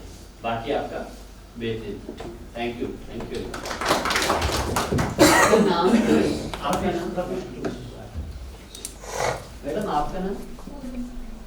नमस्कार एवरीबॉडी, मैं विनोद कटोच। अब आज आपको फील्ड में पानी की वितरण में जो समस्याएं आती हैं उनके बारे में थोड़ा बताऊंगा या उसके बारे में चर्चा होगी। सबसे पहले हमने JJM के तहत सरकार ने हमें बहुत सारी सुधारीकरण के लिए इसमें अलग अलग तरह के उपाय, जैसे टैंक्स, पाइप्स, घर घर में नल से जल आदि प्रोवाइड करने के लिए मिला है। दूसरा आउटकम में इससे ऐसा होगा कि सभी लोगों को फ़ायदा होगा। जब हर एक घर में पानी होगा तो उससे दिनचर्या का कार्य उनका पूर्ण होगा जल्दी से जल्दी। इसके बारे में बाद में चर्चा करेंगे। स्ट्रक्चर में JJM के कार्यों में कुछ मुश्किलें भी आ रही हैं। कुछ पाइपलाइन वगैरह बनाने के लिए, डालने के लिए, कुछ टैंक्स के लिए जगह उपलब्ध बड़ी मुश्किल से हो रही है, उसके बारे में चर्चा करेंगे। और उससे लोगों को फिर बाद में स्ट्रक्चर में प्रेरणा मिलेगी कि कैसे हम पानी वितरित करेंगे, कैसे नहीं, सभी को बराबर मिलना चाहिए पानी। धन्यवाद। सर प्रयास तो आपने भी अच्छा किया है कि कहीं ना कहीं टच करें इन चीज़ों को, पर द्वारा वही मैडम की तरह ये हमारे शब्दों में नहीं आने चाहिए, हमारे वक्तव्य से इसका निष्कर्ष निकलना चाहिए, निष्कर्ष सभी लोग स्वयं दें जी। तो इस पे री एक्सरसाइज की हम बाद में बात कर सकते हैं। Thank you very much. Overall आपका बहुत अच्छा। Good afternoon to all. My name is Pankaj Vashisht and being a junior engineer, my topic is based on water treatment process. I hope कि सारे लोगों को आइडिया होगा कि वाटर ट्रीटमेंट क्या चीज़ है। हम लोग जितने भी सैंपल्स लेके जाते हैं, लैब में लेके जाते हैं, चाहे FTK से करते हैं, तो उसके जो रिजल्ट आते हैं उसको ओवरकम कैसे करें। हम तो रिजल्ट कर देते हैं शो, बट उसको ओवरकम करने के लिए भी कोई प्रोसेस होती है। तो उसके लिए हमारे पास डिफरेंट ट्रीटमेंट प्रोसेसेस होते हैं, जिसमें स्लो सैंड फिल्टर्स होते हैं और रैपिड सैंड फिल्टर्स होते हैं। तो जैसे कि पीछे हमने डिस्कस करा जेजेम के बारे में, तो जेजेम के गाइडलाइंस बोलती है कि हर घर जल और शुद्ध जल पहुंचाना है। तो शुद्ध जल पहुंचाने के लिए हमें पहले वाटर को ट्रीट करना पड़ेगा। तो उसकी ब्रीफ डिस्कशन करूंगा, पहले मैं बाकी डिटेल में कल बताएंगे। तो सबसे पहले हमारा जैसे कोई नाला है जहाँ से हमने सोर्स लिया है, वहाँ से हम एक इनटेक स्ट्रक्चर बनाते हैं। फिर सेकंड आता है हमारा रॉ वाटर टैंक, उसके बाद हमारी प्रीलिमिनरी सेडिमेंटेशन टैंक आता है, फिर आता है हमारा फ्लैश मिक्सचर, उसके बाद फ्लो कलेक्टर्स आते हैं, कोगुलेशंस होती है, फिर सेकेंडरी सेटलिंग टैंक आते हैं, उसके बाद रैपिड सैंड फिल्टर्स आते हैं, फिर उसमें हमारी क्लोरिनेशन वगैरह होती है, ऐड होती है, फिर क्लियर वाटर टैंक आता है। तो उसके बाद हम कंज्यूमर्स को वो वाटर जो है सप्लाई करते हैं। तो इसका जो रिज़ल्ट होगा हमारा वो शुद्ध जल मतलब कि हर घर पहुंचेगा। बाकी स्ट्रक्चर्स डिटेल बाकी कल डिस्कस करेंगे। That's it, thank you. बहुत बढ़िया, आपने नॉलेज तो कुछ डिस्ट्रीब्यूट की। यहाँ आप अपने टॉपिक को कैसे रिलेट करते हैं? फर्स्टली सर जेजेम से मैंने लिंक करा अपना वाटर जो प्रोसेस है आपकी हर घर जल की।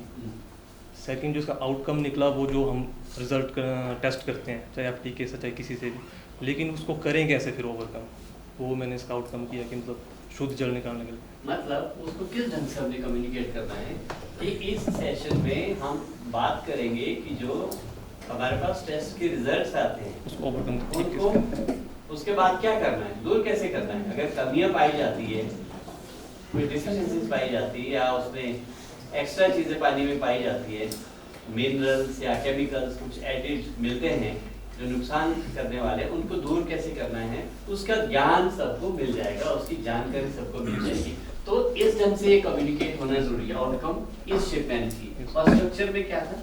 स्ट्रक्चर में सर सारे स्ट्रक्चर जो मैंने डिस्कस करे, ये वाला स्ट्रक्चर आपने जो स्ट्रक्चर किए हैं वो के टेक्निकल स्ट्रक्चर, टैंक्स के कितने प्रकार होने चाहिए, रॉ वाटर से ड्रिंकेबल वाटर तक जो 4, 5, 6 किस्म के बीच में बनाने हैं स्ट्रक्चर्स, आपने वो स्ट्रक्चर की बात की, टेक्निकल स्ट्रक्चर। हम यहाँ बात करें स्ट्रक्चर, आपके ट्रेनिंग सेशन का स्ट्रक्चर क्या होगा। आपके ट्रेनिंग सेशन का स्ट्रक्चर होगा कि मैं बात करूंगा पानी के बारे में, टेस्ट के रिजल्ट्स को दूर कैसे करना है, उसके तौर तरीके क्या है, और फाइनली उसको ओवरकम हमने कैसे करना है। इन 3 विषयों पे मैं बात करूंगा। तो वो है स्ट्रक्चर आपके ट्रेनिंग का स्ट्रक्चर। वो टेक्निकल स्ट्रक्चर नहीं है, टैंक वाला नहीं है। यहाँ आपके सेशन का स्ट्रक्चर क्या है, सेशन का डिजाइन क्या है। वो टेक्निकल डिजाइन नहीं है, इंजीनियरिंग वाला डिजाइन नहीं है। डिजाइन ये है कि सब टॉपिक, स्ट्रक्चर का मतलब है सब टॉपिक्स क्या करने वाले हैं। मेन टॉपिक तो आपको हो गया वाटर ट्रीटमेंट, तो उसके सब टॉपिक्स क्या होने वाले हैं, वो स्ट्रक्चर है।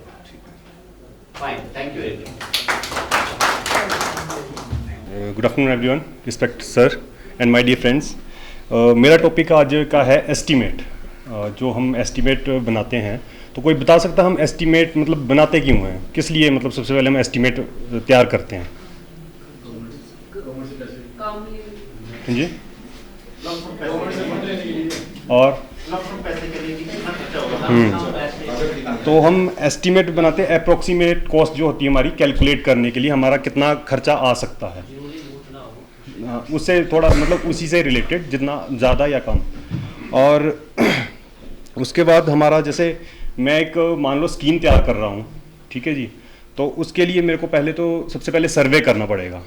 तो जिससे हमारा आजकल वैसे जेजेएम में चली हुई हमारी स्कीम्स जैसे नहीं बन रही हैं। पहले NRDWP की गाइडलाइन से 55 LPCD हम पानी देते थे पर पर्सन, तो अब जेजेएम की गाइडलाइन के हिसाब से हम देते हैं 70 LPCD। ठीक है जी।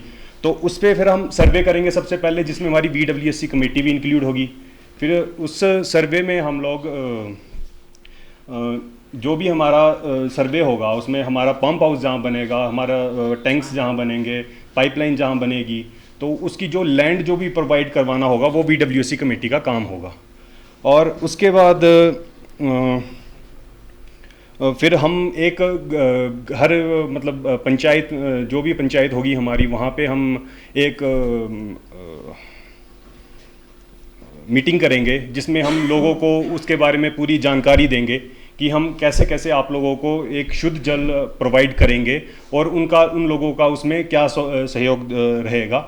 और हमारा जो एस्टीमेट जब पूरा बन के तैयार हो जाएगा तो एग्जीक्यूशन ऑफ वर्क जब हमारा मतलब होगा, तो वो जो लैंड हमें BWSC कमेटी ने प्रोवाइड करके दी है वो हमारा फिर आगे हमारे एग्जीक्यूशन के टाइम पे हमारे काम आएगा। तो बाकी जो भी एस्टीमेट्स की डिटेल मैं आपको नेक्स्ट टॉपिक पे दूंगा जी। Thank you. आप अपने टॉपिक को इसमें डाल के देखिए क्या क्या आपने किया। सर लिंक किया जी, अटेंशन भी दोनों आउटकम जो हमने पहले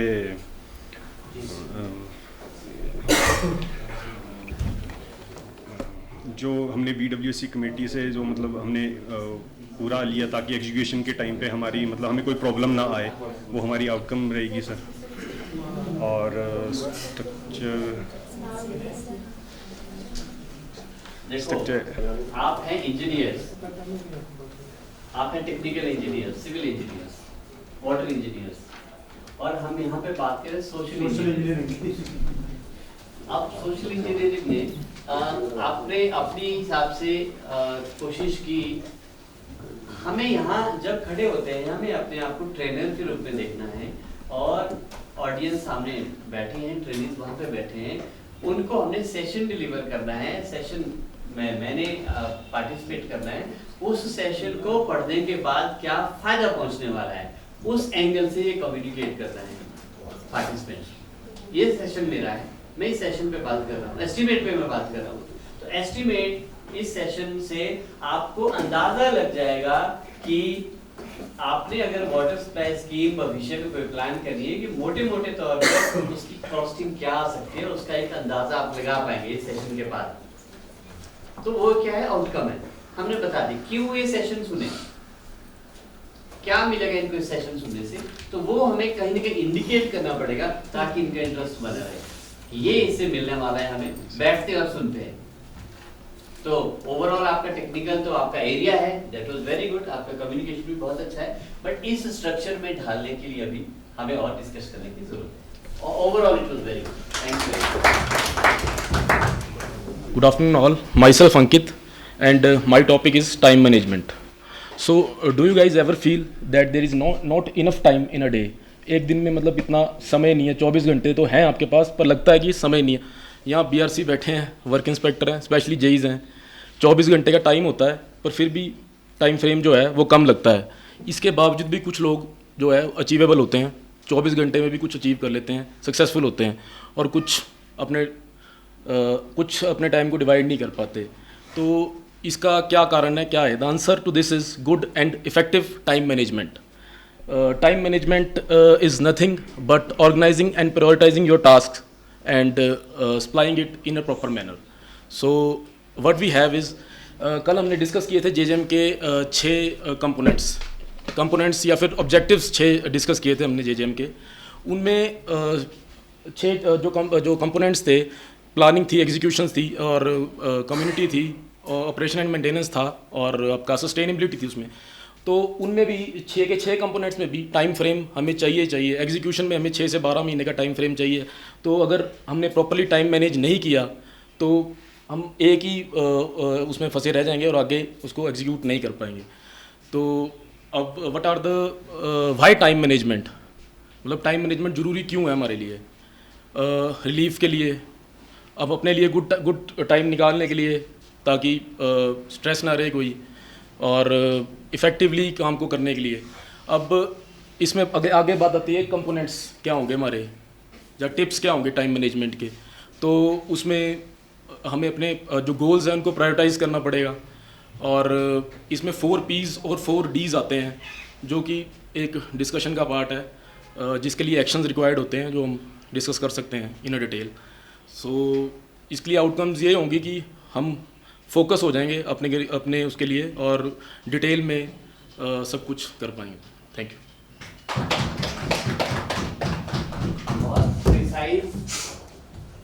इनोवेटिवली आपने कोशिश की है इसको पूरा करने की। जब हम अपने सेशन के बारे में इंट्रोडक्शन दे रहे हैं तो हमें इनको तो रिपीट नहीं करना है, पहले भी जैसे बात हुई, ये उन पर छोड़ना है डिराइव करने के लिए, उसमें से निकालने के लिए। हमने नहीं कहना क्या है, हम तो सिर्फ सेशन की इंट्रोडक्शन देना चाह रहे हैं। मैं इस सेशन के लिए यहाँ पर हूँ आपके साथ, इसके बारे में ये सेशन है। इस सेशन में हम ये चीज़ें कवर करेंगे, इससे ये लाभ आपको मिलने वाला है और इसका ये भविष्य के लिए पिक्चर आप दिखाएंगे। ये सेशन की इंट्रोडक्शन इस ढंग से हमने कर दी है, एंड ओवरऑल आपने प्रयास किया, दैट वाज गुड। एंड आपका कम्युनिकेशन, आपका नाम क्या है? मनिंदर।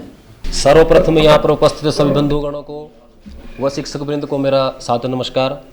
मैं सनीश कुमार, मूलतः झंडुता, जिला बिलासपुर से हूँ।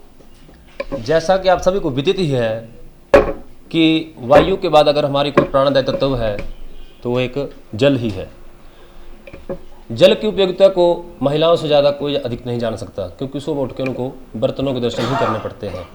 तो आज का जो मेरा विषय है वाटर सस्टेनेबिलिटी, जल की स्थिरता।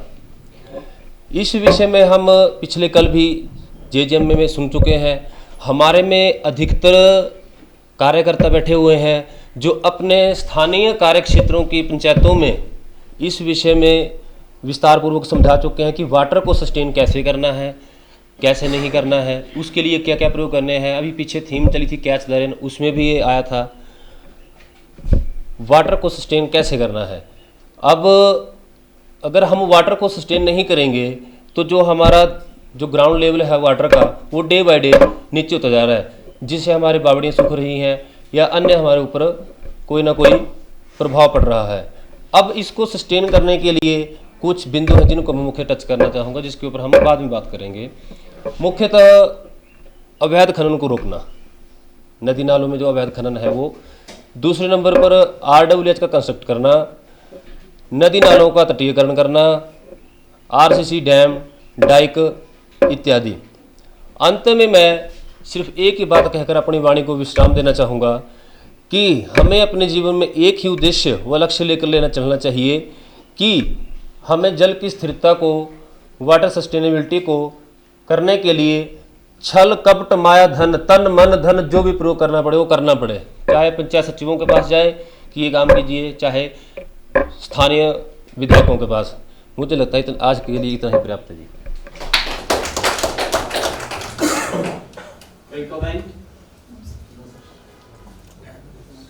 आपकी भाषा में कंप्लीटनेस देखी। धन्यवाद। कंप्लीटनेस दिखी। आपने अटेंशन सीख की बढ़िया से, प्रीवियस टॉपिक से और सिचुएशन से आपने बहुत बढ़िया से इसको लिंक भी किया है। आउटकम को लेकर थोड़ा सा और स्पष्टता हो सकती थी, आपने की, पर और स्पष्टता हो सकती थी। स्ट्रक्चर आपने ऑलरेडी बता दिया। हम 4-5 बातें, तटीयकरण करेंगे, डैम्स बनाएंगे, अवैध खनन रोकेंगे और स्ट्रक्चर की बात। इसका मतलब उन सारे विषयों पर आप कल बात करने वाले हैं। और लास्ट में प्रेरणा भी आपने दी कि जैसे मर्जी करके हमने इसको करना है, जहां भी जाना पड़े।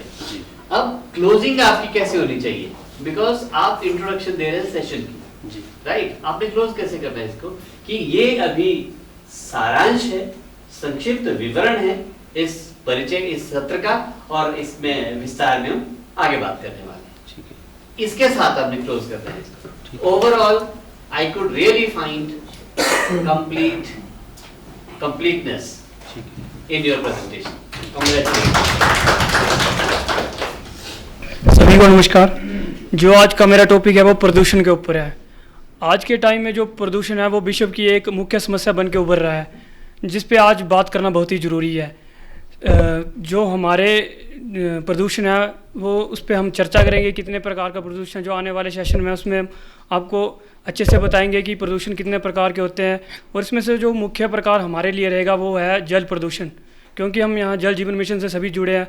तो जल प्रदूषण जो है वो हमारे लिए जो उसकी जानकारी है वो हमारे लिए बहुत ज़रूरी है कि जो आज के टाइम में जल में प्रदूषण हो रहा है वो किस कारण हो रहा है, या आने वाले टाइम में हम उसके लिए क्या कर सकते हैं, या उस समस्या से हम कैसे निकल सकते हैं। ये हम आपको आगे आने वाला जो सेशन है उसमें डिस्क्रिप्शन से बताएंगे। उसी के साथ हमारे जो अन्य जो प्रकार हैं, जैसे कि वायु प्रदूषण, फिर भूमि प्रदूषण या फिर ध्वनि प्रदूषण, उसके बारे में अच्छे से हम आपको बताएंगे कि हम उन चीज़ों से हम कैसे निकल सकते हैं, या आगे आने वाले टाइम में हम उसको उस आने वाले टाइम में उस चीज़ को हम सुधार सकते हैं।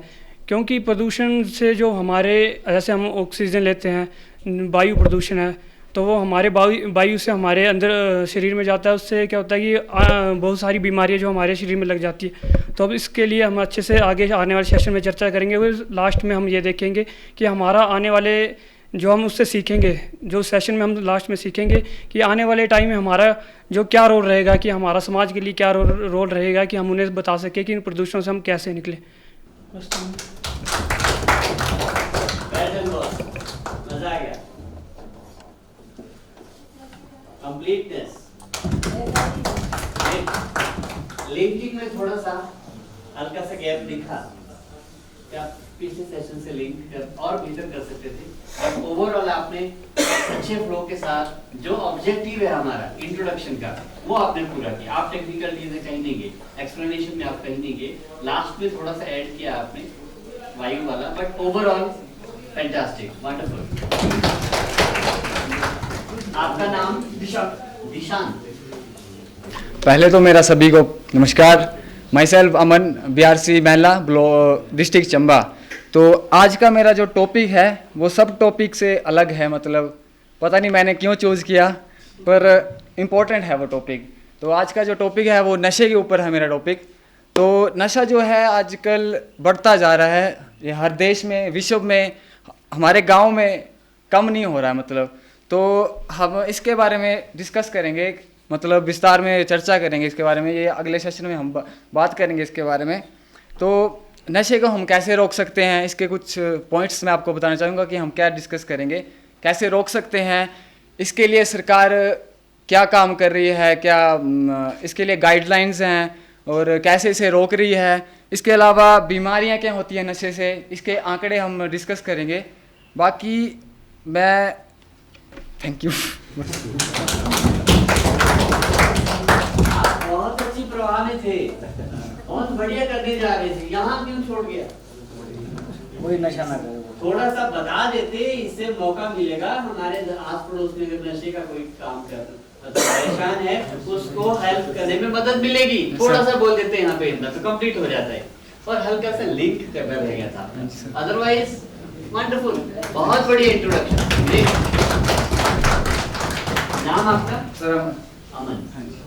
नमस्कार जी, आप सभी को मेरा नमस्कार। मैं संगीता शर्मा, BRC भवारना। तो मेरा आज का विषय है जल। जल ऐसा विषय है जिस पर अगर हम बात करें तो मतलब एक दिन भी लग सकता है, 2 दिन भी। ये ऐसा विषय है जो मतलब जिस पे हम 2-3 दिन तक बात कर सकते हैं। तो ये जो है, जैसे जल है तो कल है। तो सरकार भी समय समय पर अनेक प्रकार की योजनाएं बनाती हैं। जैसे कई प्रकार की योजनाएं बनाते हैं, जैसे पहले राष्ट्रीय ग्रामीण पेयजल योजना बनाई और अब चल रही है JJM हमारी। तो सरकार को ये योजनाएं बनाने की ज़रूरत क्यों पड़ी, ये सोचने वाली बात है। क्योंकि जिस तरह से पानी का स्तर गिर रहा है, तो इसीलिए हमें ये योजनाएं बनाने की ज़रूरत पड़ती है। तो देखो यदि हम आज से 30-40 साल पहले की बात करें तो क्या होता था कि गांव में बॉडियां होती थी और हम क्या करते थे कि एक घड़ा या 2 घड़े लेके आते थे, उसी से हम अपना पूरा मतलब जो दिनचर्या होती थी उसी पानी से कंप्लीट करते थे। और आज क्या है, आज 1000-1200 की टंकी रखी होती हैं और वो शाम तक ख़त्म हो जाती हैं। तो क्या है मतलब पानी जो है इसका बहुत ही महत्व है। ये जो है मतलब हमारा जल स्तर जो है वो लगातार कम हो रहा है। इसी वजह से हमें पानी के महत्व को समझना चाहिए और पानी को बचाना चाहिए। पानी को कैसे बचाना है, जैसे हम दैनिक जीवन में छोटे छोटे मतलब जो काम हैं उन्हीं से बचा सकते हैं। इसके बारे में हम चर्चा कल विस्तार से करेंगे। तो लास्ट में मैं यही कहना चाहती हूँ कि मानव रखना याद तू जल जीवन का मूल बूंद बूंद संभालना रखना यही आभास तू। थैंक यू, धन्यवाद। मैडम आपने क्लोजिंग बहुत अच्छी की, अटेंशन आपने अच्छी इनवाइट की है।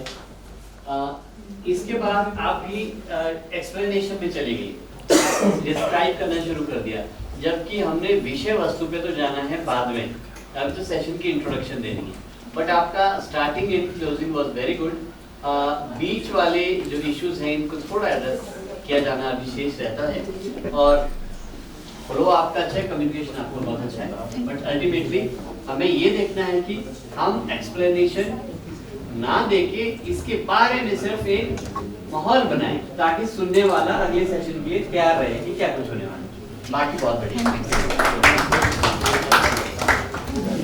सभी को मेरा नमस्कार। जैसे कि सुबह के 70 से पहले जेजेएम के बारे में बताया जा रहा है, उसी से रिलेटेड मेरा आज का टॉपिक है जल का महत्व। जल का जीवन में बहुत महत्व है। आप सभी जानते ही हैं, जल है तो कल है, जल हमारा जीवन है। और जल का जो जिक्र जो किया गया वो हमारे वेदों शास्त्रों में भी किया गया है। यहाँ तक कि हमारे जो राष्ट्रीय गीत है उसमें भी वंदे मातरम में भी कहा गया है सुजलाम। सुजलाम शब्द का अर्थ है शुद्ध जल। इसलिए हमारे जो मतलब दैनिक सुबह के काम जो होते हैं उनसे लेके मतलब शाम तक के जो भी कार्य होते हैं उसमें जल का बहुत ही महत्वपूर्ण स्थान है। और हमारे जैसे गंगा के जल को भी पवित्र माना जाता है। हमारे जो विवाह शादियाँ होती हैं या कोई भी है उसमें सबसे पहले गंगा जी का कोई भी अनुष्ठान होता है उसमें गंगा जी के जल को ही लिया जाता है। जैसे सुबह जैसे अभी हमारे बताया जा रहा था कि हमारे पूर्वज जो है वो 40-50 वर्ष पहले बोड़ियों या कुओं की देख रेख करते थे, और अब जो है वो कम हो रही है, हम उसका ध्यान नहीं दे रहे हैं। तो इसलिए हम उससे पानी का स्तर जो है वो धीरे धीरे कम होता जा रहा है। और हमारी जो पृथ्वी है उस पर भी लगभग 97% पानी जो है वो समुद्र के रूप में है, वो खारा पानी है, वो हम पी नहीं सकते हैं। और जो हमारा पीने के लायक पानी है जो वो है 0.2%, जो दिन प्रतिदिन कम होता जा रहा है। और अंत में मैं इतना ही कहना चाहता हूँ कि जल है तो जीवन है, इसलिए हम सभी को मिलकर ये प्रयास करना चाहिए कि हम सभी जल को बचाएं। धन्यवाद। सर आपने अपना पूरा लेक्चर पूरा कर दिया इसी में। हम तो एक्सपेक्ट कर रहे थे आप इंट्रोडक्शन देंगे, लेकिन आपने पूरा अपना जो बात कहना चाह रहे थे आपने कह लिया। इस सिस्टम को इंट्रोडक्शन के लिए अभी लाना शेष है। बोला बहुत अच्छा आपने, वक्त आप बच्चे हैं, दैट्स गुड, थैंक यू। नमस्कार जी, यहाँ पर उपस्थित सब लोगों को मेरा प्यार भरा नमस्कार। यहाँ पर आप सब लोगों ने अपने अपने विचार बहुत ही अच्छे तरीके से रखे। इस संदर्भ में मेरा आज का विषय है नेचुरल वाटर सोर्सेज, प्राकृतिक जल स्रोत। तो जो जल जीवन मिशन है उसमें प्राकृतिक जल स्रोतों का बहुत बड़ा महत्व है। और हमारे जल जीवन मिशन में जल जीवन मिशन के अंतर्गत प्राकृतिक जल स्रोतों के रेनोवेशन के लिए, जीर्णोद्धार के लिए इसमें फाइनेंस का भी प्रोविज़न है। तो इस विषय से हमें प्राकृतिक जल संसाधनों को संजोकर रखने की प्रेरणा मिलेगी कि हम प्राकृतिक जल संसाधनों को कैसे संजोकर रखें। तो इस विषय में सबसे पहले हम ये समझेंगे कि प्राकृतिक जल स्रोत क्या है, उनमें कैसा जल होता है और जल कहाँ से आता है। तो इसी कड़ी में हम देखेंगे, आगे समझेंगे कि हमारे जो पूर्वज थे वो हमारे प्राकृतिक जल संसाधनों को कैसे संजो कर रखते थे, उनका रखरखाव कैसे करते थे और उनके जीवन में इसकी क्या महत्वता थी, और आज के समय में प्राकृतिक जल संसाधनों की क्या अवस्था है। तो इस सारे विषय से हमें प्राकृतिक जल संसाधनों को संजोकर रखने और उनके महत्व और उनकी आवश्यकता की प्रेरणा मिलेगी कि हम अपने प्राकृतिक जल संसाधनों को कैसे संजोकर रखें। तो इस सारे विषय पर हम अगले नेक्स्ट टॉपिक में विस्तार पूर्वक चर्चा करेंगे। धन्यवाद। आपने भी बहुत अच्छा वक्तव्य दिया और लगभग आपका भी वो सेशन डिलीवरी होगी। इस विषय को लेकर इंट्रोडक्शन वाला जो पार्ट है वो हमारा अभी भी थोड़ा अधूरा है, जबकि आपका प्रेजेंटेशन करने का तरीका, बोलने का आवाज़ बहुत अच्छी है, दैट वाज ऑल गुड। इसमें थोड़ी री एक्सरसाइज करनी है, अभी शेष है। बाकी बहुत थैंक यू। खुशहाली की एक ही चाबी, जल की कहीं ना हो बर्बादी। मेरा टॉपिक है जल संरक्षण। जल संरक्षण पानी के अनावश्यक मतलब जल के अनावश्यक उपयोग को कम करना है और कुशलतापूर्वक उसका उपयोग करना है। धरती पर पानी का मेन सोर्स पानी है। सर थोड़ा सा हेडिंग देखो।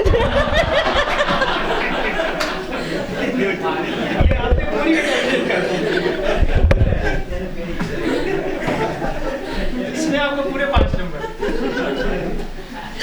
सर देखने नहीं देते, थोड़ा हेडिंग देखने देते। संगीता जी है ना? राजेंद्र कौर सर।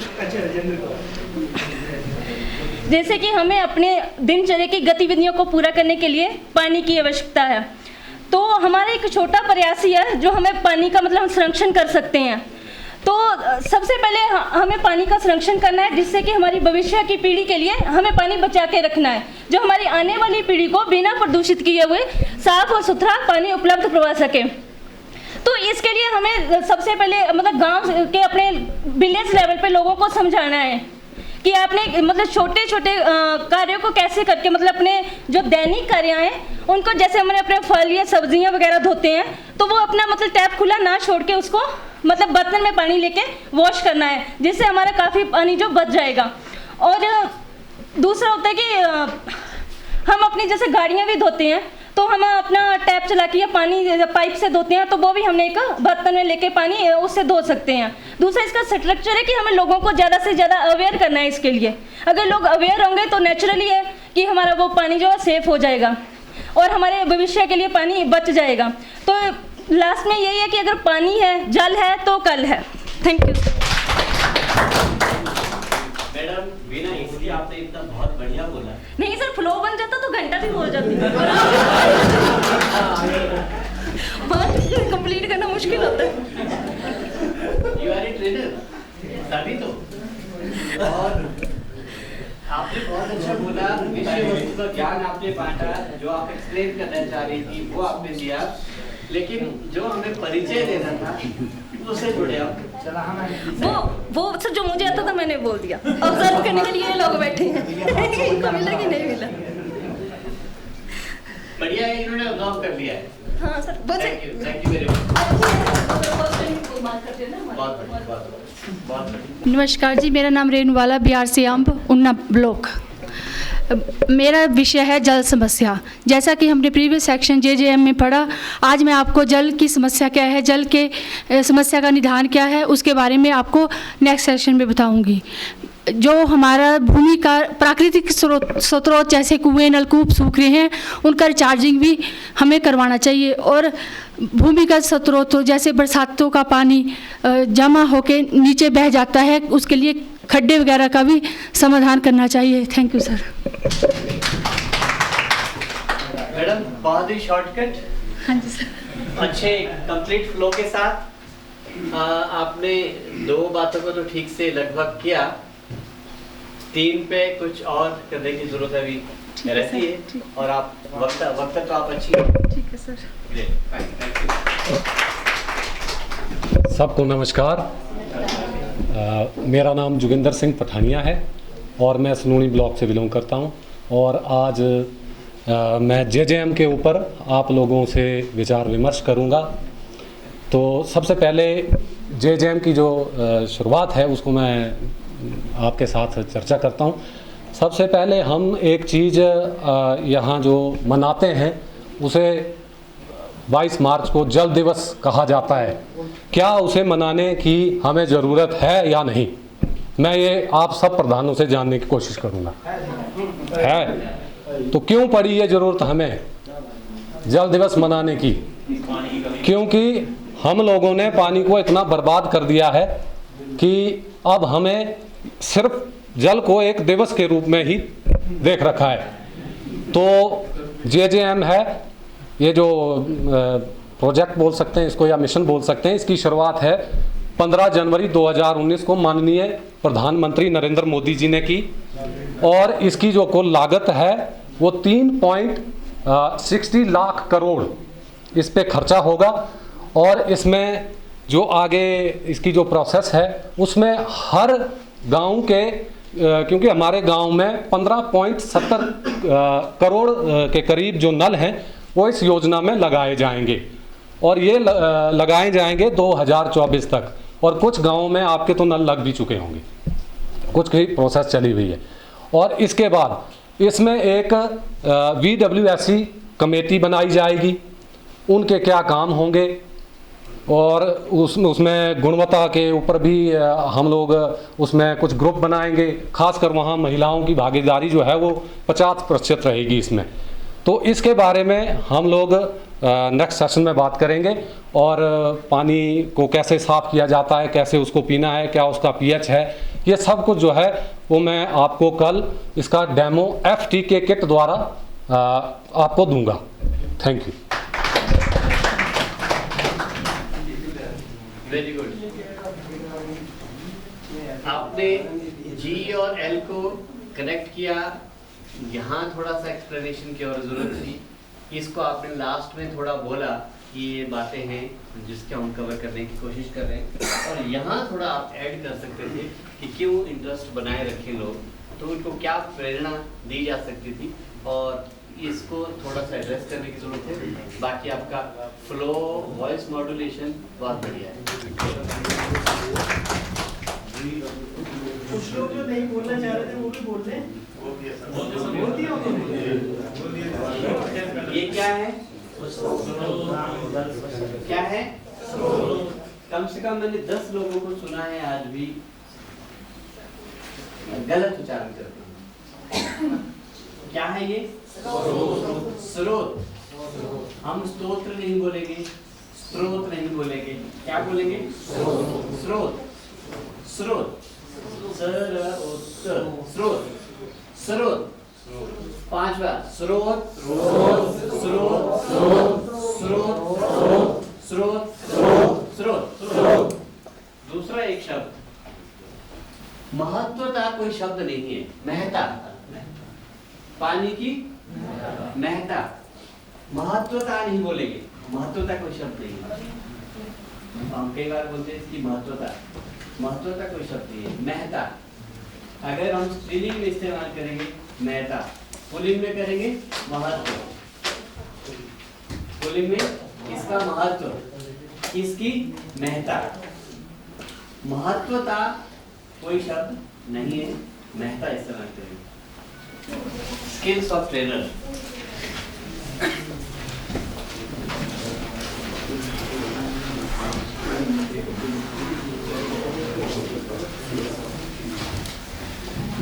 या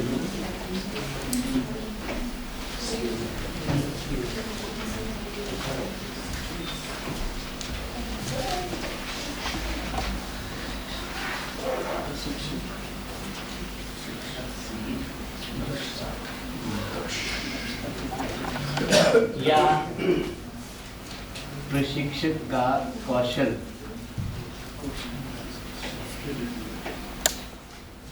दोनों एक ही बात है, दक्षता कौशल एक ही बात है। हम बहुत सारी क्वालिटीज की बात नहीं करेंगे, मेजर मोटी मोटी खास बातें जोड़नी चाहिए, चंद उन्हीं की बात करेंगे। जब तक वो बातें नहीं है तब तक ट्रेनर बनना मुश्किल है। पहला क्या लिखूं? Practice sir. प्रैक्टिस, हाँ बिल्कुल वो करनी पड़ेगी। बिना प्रैक्टिस के आप खड़े नहीं हो सकते हैं। कम्युनिकेशन स्किल्स सर लर्नर पहले वो खुद सीखेगा तो सीखना भी पड़ेगा, वो भी ठीक है बिल्कुल। बट उन लोगों को दिखेगा, वो लर्निंग तो हम चुपचाप अकेले में करते हैं, सीखते हैं। फिर यहाँ वहाँ जो दिखता है वो बात उसको दिखाने के लिए हमें बहुत कुछ मेहनत करनी पड़ेगी बैकग्राउंड में।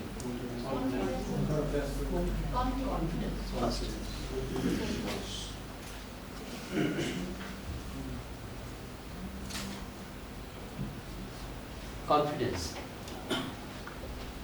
कॉन्फिडेंस को परिभाषित कैसे करेंगे? What is confidence? आत्मविश्वास क्या है?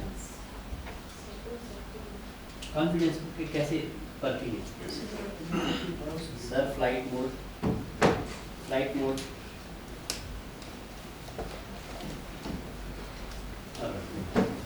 कैसे कॉन्फिडेंस?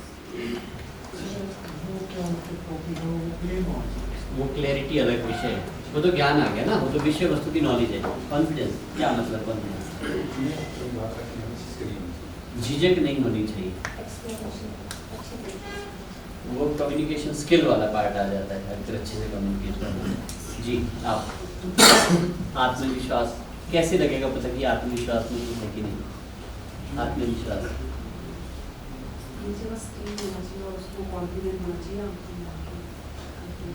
आंखों में एक जगह स्थिर होना चाहिए। सर आप अंदर की घबराहट को बाहर निकालना, अंदर की घबराहट को बाहर निकालना पड़ेगा।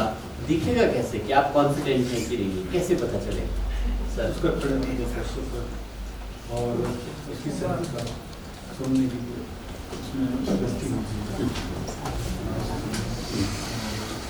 जिसके ऊपर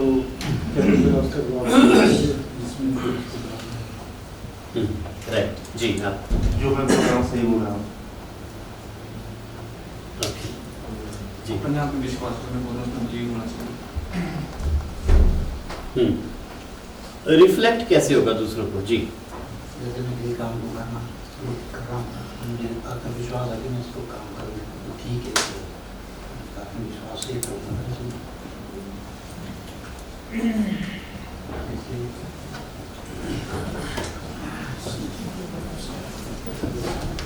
कॉन्फिडेंस का मतलब आप कह रहे हैं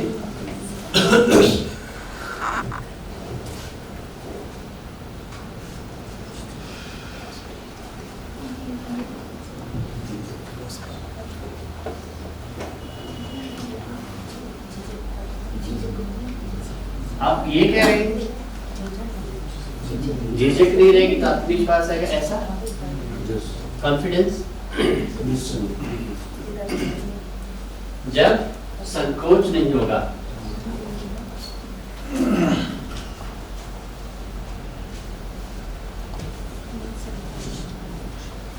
निसंकोच होना आत्मविश्वास को प्रमोट करेगा। संकोच नहीं, किसी भी चीज में संकोच नहीं मुझे।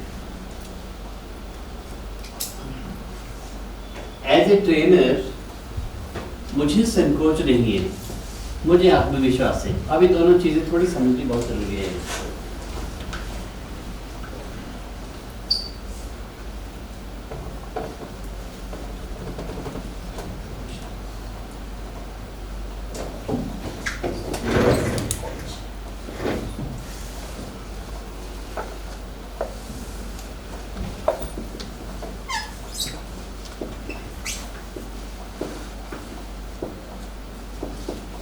निसंकोच संकोच नहीं है किसी भी चीज के लिए नहीं। मुझे आप जो भी कहो आई डू दैट, और वो मैं अच्छी करता हूँ खराब करता हूँ वो मेरा उससे कोई लेना देना नहीं है। हो सकता है मैं बेस्ट परफॉर्म करूँ, हो सकता है मैं खराब भी परफॉर्म करूँ, लेकिन फिर भी मुझ में संकोच नहीं है, झिझक नहीं है, भय नहीं है अंदर का, वो निसंकोच है।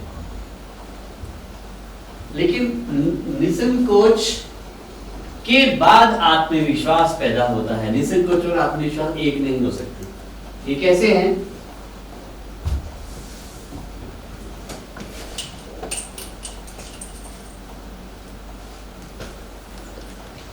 अगर निसंकोच यहां है तो आत्मविश्वास यहां है, इतना फर्क है। ये रास्ते हैं, ये मंजिल है, ये पड़ाव है। तो निसंकोच आत्मविश्वास से एक कदम नीचे वाली स्थिति है, क्योंकि आत्मविश्वास के साथ बिलीफ जुड़ जाता है। विश्वास, आत्मविश्वास, विश्वास क्या लिखेंगे इसको?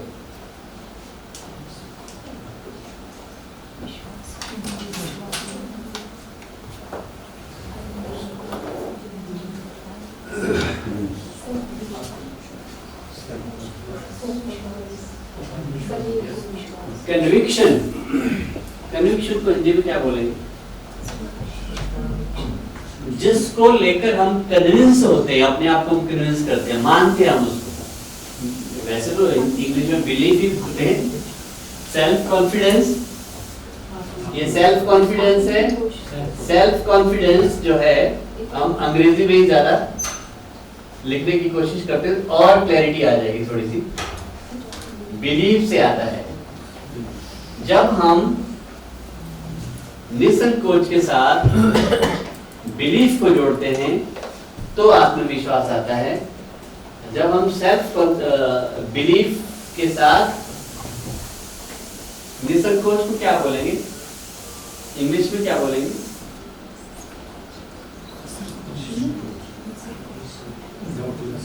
हाँ जी,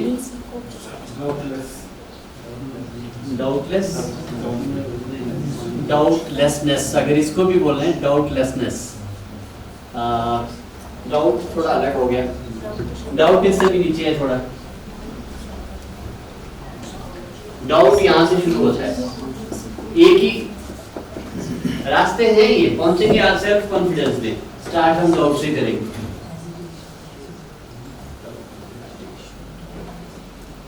हेजिटेशन लेसनेस, निसंकोच का मतलब हेजिटेशन नहीं है। तो जब हमारी हेजिटेशन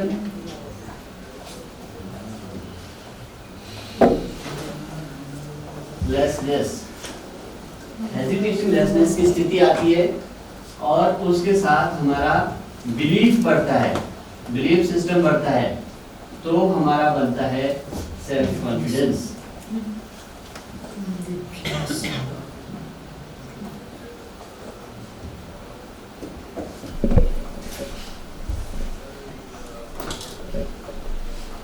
क्योंकि हेजिटेशन अगर हमें नहीं है तो जरूरी नहीं है कि हमारा उसके ऊपर भरोसा भी होगा जिस बात को लेकर हम बात करना चाह रहे हैं। बिलीफ नहीं है उसमें तो वो सेल्फ कॉन्फिडेंस की ओर लीड नहीं करेगा।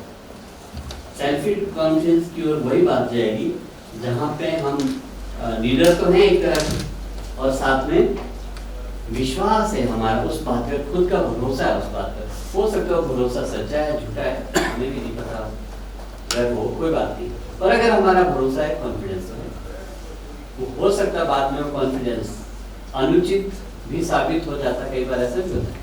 सेल्फ कॉन्फिडेंस है, तथ्यों पर आधारित नहीं है तो गलत दिशा की ओर भी जा सकता है। लेकिन खुद के लिए तो है ना, तो बाद में पता चलेगा जब सिचुएशन सामने आएगी। खुद के लिए तो सेल्फ कॉन्फिडेंस है। तो ट्रेनर के लिए एक तो ये बड़ा जरूरी है, हेजिटेशन किसी भी चीज को नहीं होनी चाहिए, किसी भी काम को लेकर नहीं होनी चाहिए। अगर किसी ने नृत्य करना है यहाँ पे, हेजिटेशन नहीं होती। मैं आपकी आपकी बिल्कुल बात नहीं कर रहा, मैं इनके पड़ोसी की बात कर रहा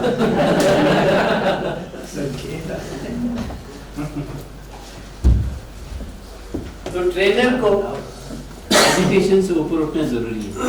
आपको रोल प्ले करने पड़ेंगे ना फील्ड में, ट्रेनर है, आपको रोल भी प्ले करने हैं, आपको टीचर भी बनना है, आपको स्टूडेंट भी बनना है, आपको एग्जामिनर भी बनना है, आपको फैसिलिटेटर भी बनना है और आपको मोटिवेटर भी बनना है, सभी तरह के काम करने पड़ेगा। तो पहला सवाल ये है कि हम सब की हेजिटेशन है कहाँ? सर आपकी हेजिटेशन कहाँ है? किस काम को करने में आप हेजिटेट करते हैं? यहाँ पे नॉलेज वाला पार्ट बिल्कुल ऐड नहीं करना, वो अलग मामला है। सवाल हेजिटेशन का है, आप किस काम को करने में हेजिटेट होते हैं? नहीं, हेजिटेशन कहाँ होती है आपको? आपकी आवाज उनको नहीं भाई सबको सुनेंगे।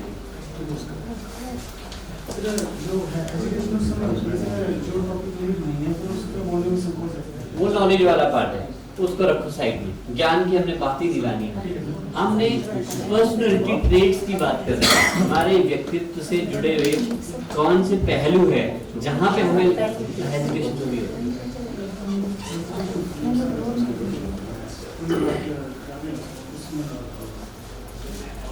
कोई बात कर रहे हो उसमें हेजिटेशन थोड़ी सी होती है, क्योंकि वहाँ पे बिलीफ नहीं जुड़ा होता कि आप जो कहने वाले वो सच है, वही ठीक है, वो बात नहीं है। जिस दिन आदमी को धारणा आ जाए ना कि जो मैं बोल रहा हूँ ठीक ही बोल रहा हूँ, तो कॉन्फिडेंट हो जाएगा।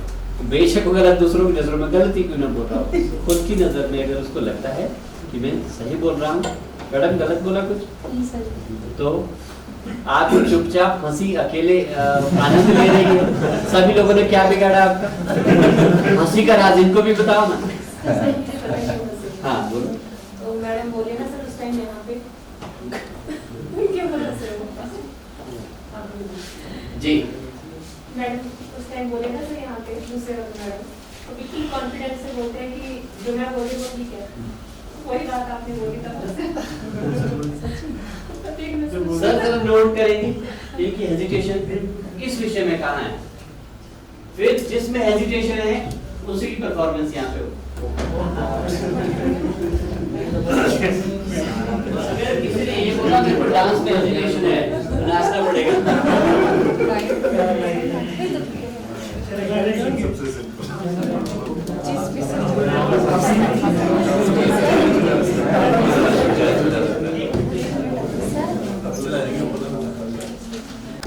एक्चुअल में जिस पे बोलना है वो तो तब पाओगे ना, कॉन्फिडेंस भी कर डालना, खड़े भी आप ऐसे मेरा विषय कुछ भी कर दो, कंटेंट क्लियर नहीं है आपका, कंटेंट पे तो आपको नॉलेज होनी चाहिए ना। अब इनको मैंने बोला कि आप इनकी रिटायरमेंट पे बोल रहे हो फॉर एग्जाम्पल, जैसे इन्होंने बोला तो आपको इनके बारे में बहुत कुछ पता होना चाहिए, कितने साल की सर्विस थी इनकी, हमारे साथ कैसा व्यवहार था, क्या कोई ऐसी घटनाएं हुई जो आपको याद रहेंगी हमेशा, इनके साथ काम करते ऐसा हुआ होगा, बहुत सारी बातें, वो सब आपका ध्यान में होनी चाहिए। सिमिलरली हम बड़े टॉपिक पे बात करते हैं, ट्रेनिंग पे बात करते हैं, कभी लीडरशिप पे हम बात करें, लीडरशिप कौन सी लीडरशिप, यूथ लीडरशिप पे आप भाषण दे रहे हो तो आपको पता होना चाहिए देश में यूथ लीडरशिप का, कि यूथ का क्या सिनेरियो है, यूथ का पूरा कंटेंट आपके पास हो, पूरा डाटा आपके पास होना चाहिए, तब आपका कॉन्फिडेंस बढ़ता है। वो तो है ही, कंटेंट ही नहीं है तो खड़े होकर कुछ नहीं होना, वो तो बात सही है। तो विषय पहला है, जिस टॉपिक पे जाओ कभी भी स्टेज पे नहीं जाना जब तक आपको उसकी नॉलेज, जाना ही नहीं होता, पहला रूल।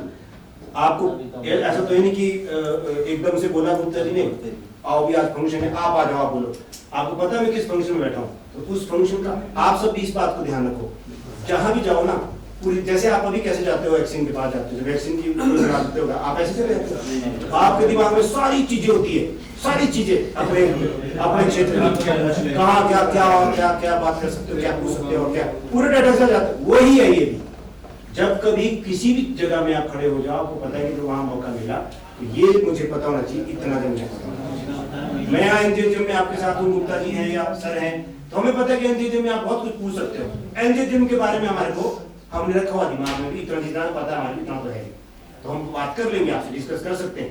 पता ही ना एनजीओ की बात हो रही है और हम कर रहे हैं बात वुमेन एम्पावरमेंट की, वो ठीक नहीं है, वो तो फिर कंटेंट से बात पता ही नहीं आपको, इसका मतलब ये ठीक है। आपका पहले जाओ जब भी मंच पे कंटेंट के साथ, फिर जब आप पास कंटेंट क्लियर है, विषय वस्तु स्पष्ट है, उसके बाद आपका मंच पे जाना। अच्छा, हम पानी को कैसे बचा सकते हैं, ये सबको बताओ। पानी, जल संरक्षण, वाटर कंजर्वेशन कैसे कर सकते हैं? जल संरक्षण के लिए हमें सबसे जरूरी है कि हमें सबसे पहले घर से ही शुरुआत करनी पड़ेगी। जिस तरह से हम कभी घर में कभी बर्तन धोते हैं, उस टाइम भी हम पहले बर्तनों को अच्छी तरह धो रहे हैं, उसके बाद नलके का प्रयोग कर सकते हैं। उसके बाद जैसे कि सिंचाई के लिए हम पानी का प्रयोग कम से कम करें, और सबसे जरूरी जो पीने वाला पानी है उसको हम पीने के लिए यूज़ करें। जो सिंचाई का पानी है उसको सिंचाई के लिए यूज़ करें। जैसे सिंचाई के लिए जैसे हमारा किचन का वेस्टेज पानी है उसको हम ट्रीट करके सिंचाई के लिए यूज़ कर सकते हैं, और जो कि आने वाले भविष्य के लिए हमारे